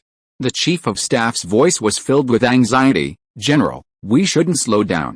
The Commander-in-Chief's order is to infiltrate at top speed. This is unusual." "Daniel," Major General Christine interrupted the Chief of Staff coldly, "don't you find it strange?" "What?" the Chief of Staff asked in confusion. "Not a single enemy." Major General Christine glanced at the empty surroundings, his face showing concern. "Look at this place. Do you think it looks like a German-occupied area? This is the enemy's rear, General," the Chief of Staff explained. "They've deployed all their forces at the front lines, so it's normal that there are no enemies in the rear." "No, Daniel," Major General Christine shook his head. "I've read the operational records of the DAFIS operation, in detail. They encountered Germans along the way during their infiltration, engineers repairing roads, medics carrying stretchers to the front lines, guards setting up roadblocks, and even logistics units transporting ammunition by horse-drawn wagons. They all point to one thing: the Germans were completely unprepared." Christine turned his gaze to the Chief of Staff and asked in a low voice, word by word, "And we, having penetrated 10 kilometers into enemy territory, haven't encountered anything. Do you think that's normal?" The Chief of Staff was taken aback, then replied, "That might be related to the fact that Cape Town has trains. They can use trains to transport supplies and wounded soldiers, so there's no need to use the roads. The guards on the road, too," Major General Christine countered. "Perhaps they received news of the defeat at the front and fled before we arrived," the Chief of Staff replied matter-of-factly. Major General Christine shook his head. Less than 2 hours had passed since they broke through the lines. The guards on the road couldn't have received the news that quickly. Unless the German commanders had the time to call them one by one to order a retreat. Major General Christine ignored the Chief of Staff and dismounted, giving his staff officer a meaningful look. The staff officer understood, dismounted as well, and, holding an umbrella, took a map from his backpack and handed it to Major General Christine. Major General Christine located his position on the map, then his expression changed drastically. "A quarry?" "There's a quarry ahead," the Chief of Staff rode up and asked, "Is there a problem, General?" Major General Christine didn't answer, but shouted the order, "All troops, halt! Halt!" But it was too late. Suddenly, the whistling of artillery shells filled the air, several shells exploding near the road, mud and water even splashing onto Major General Christine's face, and his warhorse neighed anxiously. Christine realized that the 1st Special Artillery Division was about to be plunged into a fierce battle. "Thanks to Laloy for the donation, thank you very much." Chapter 200 Breakthrough. "I was delayed today, so Chapter 3 will be released a little later. I apologize." Before the battle, Major General Christine maintained an infantry-centric mindset, habitually ignoring the quarry.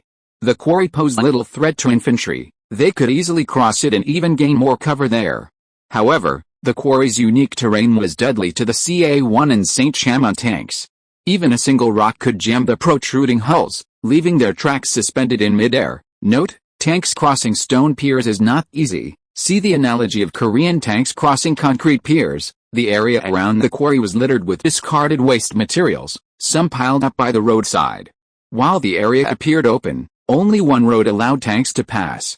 If the Germans blocked the road with artillery fire, the French army would be unable to penetrate. Boom! Boom! The sound of artillery fire echoed near the road. Amidst the shelling, Christine loudly ordered his troops to organize a defense. He knew this was an enemy trap, and the best course of action was to preserve their strength. However, due to Joffre's previous orders and everyone's belief that victory was in sight, the signalman, galloping off on horseback, hadn't even had time to relay the order to organize defense to the front lines when the 1st Regiment, at the very front, impatiently launched an attack alongside the tanks. Rows of infantrymen in red trousers charged densely towards the enemy, but bullets and shells whistled through the rain, and before they could even see the enemy, they were already being swept to the ground in rows. Tanks! "We need tanks," someone shouted. Soon, tanks arrived, but the infantry found them completely ineffective. The tanks had to weave through rubble and shell craters, carefully avoiding every obstacle, and would easily get stuck and unable to move. Finally, a few tanks managed to squeeze through the gaps, but the soldiers were shocked to find that German bullets could easily pierce the tank's frontal armor. Even worse, the Germans had learned from previous battles that the CA-1 tank's fuel tank was on the roof. Note, the CA-1 lacked a fuel pump, its fuel supply relied entirely on the weight of the gasoline, hence the fuel tank was mounted on the roof, so, their K-rounds and anti-tank rifles aimed at the CA-1's roof, riddling the fuel tank with bullet holes. Gasoline sprayed along the way, but the French soldiers were oblivious. No one in the tense battlefield would notice whether the spray from the tank's roof was rain or gasoline. They continued firing and shouting as they charged towards the enemy lines. The commander, waving his sword, shouted, "Victory's in sight, lads, break through this line, and our men are waiting for us over there. Advance." Several booms rang out, and the shells finally ignited the gasoline. A burst of flames erupted from the rain, engulfing the soldiers. They screamed in terror, initially frantically trying to break free, but soon, unable to bear the pain any longer, they desperately flailed their arms and ran. Some jumped as they ran, seemingly trying to escape, but the flames remained, clinging to their bodies like a demon. Finally, one after another, they collapsed to the ground in different positions, motionless, the flames still burning on their bodies, the air thick with a suffocating stench of burning. But this was only the beginning. Soon, the fire spread along the oil line to its source. With a deafening roar, the CA-1 tank exploded, a massive, crimson inferno.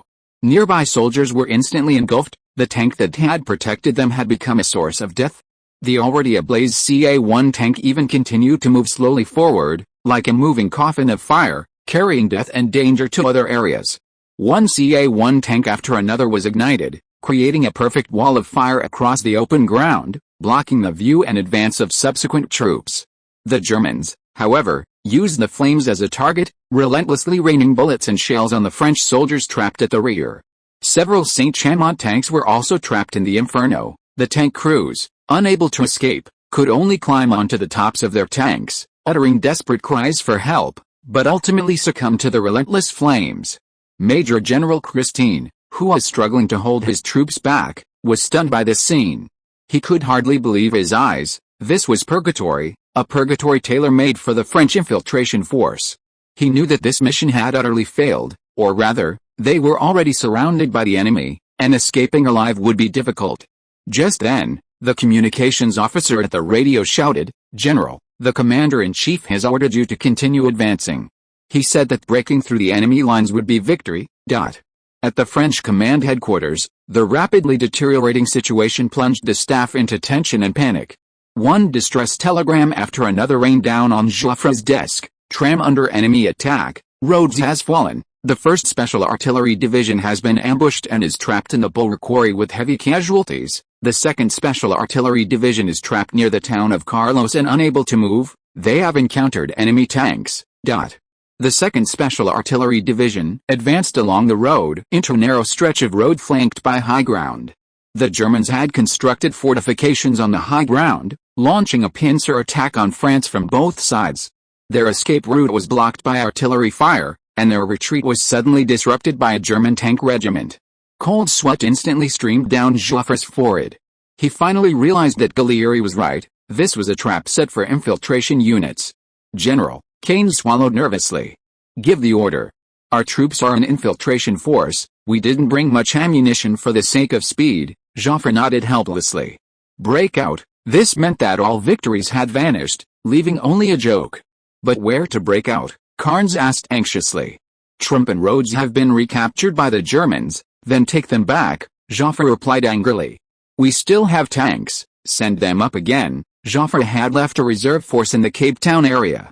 To be precise, it wasn't a reserve force. It was used to draw the Germans' attention and make them believe the French would launch a main attack from there, but the Germans clearly weren't fooled. Carnes replied, "General, intelligence from the front indicates that German rifles can penetrate 17 millimeters of our tanks' frontal armor, although we don't know how they did it." Joffre was stunned. This meant the tanks were useless, and it was impossible to use them to reopen the retreat route and rescue the infiltrating troops. After considering for a moment, Joffre could only grit his teeth and order, "Break out from Cape Town, attack from both sides.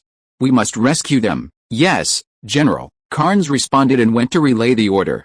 But in his heart, he thought, now, perhaps only Charles could save them. The image above shows a South Korean tank getting stuck on a concrete block during a drill, eventually choosing to go around it. End of this chapter. Thank you so much for reading until the end. Don't forget to give it a like. Looking for more exclusive content and immediate access? Subscribe to our Patreon. Remember, every like, subscription or donation encourages us to continue. Thank you all. See you in the next video.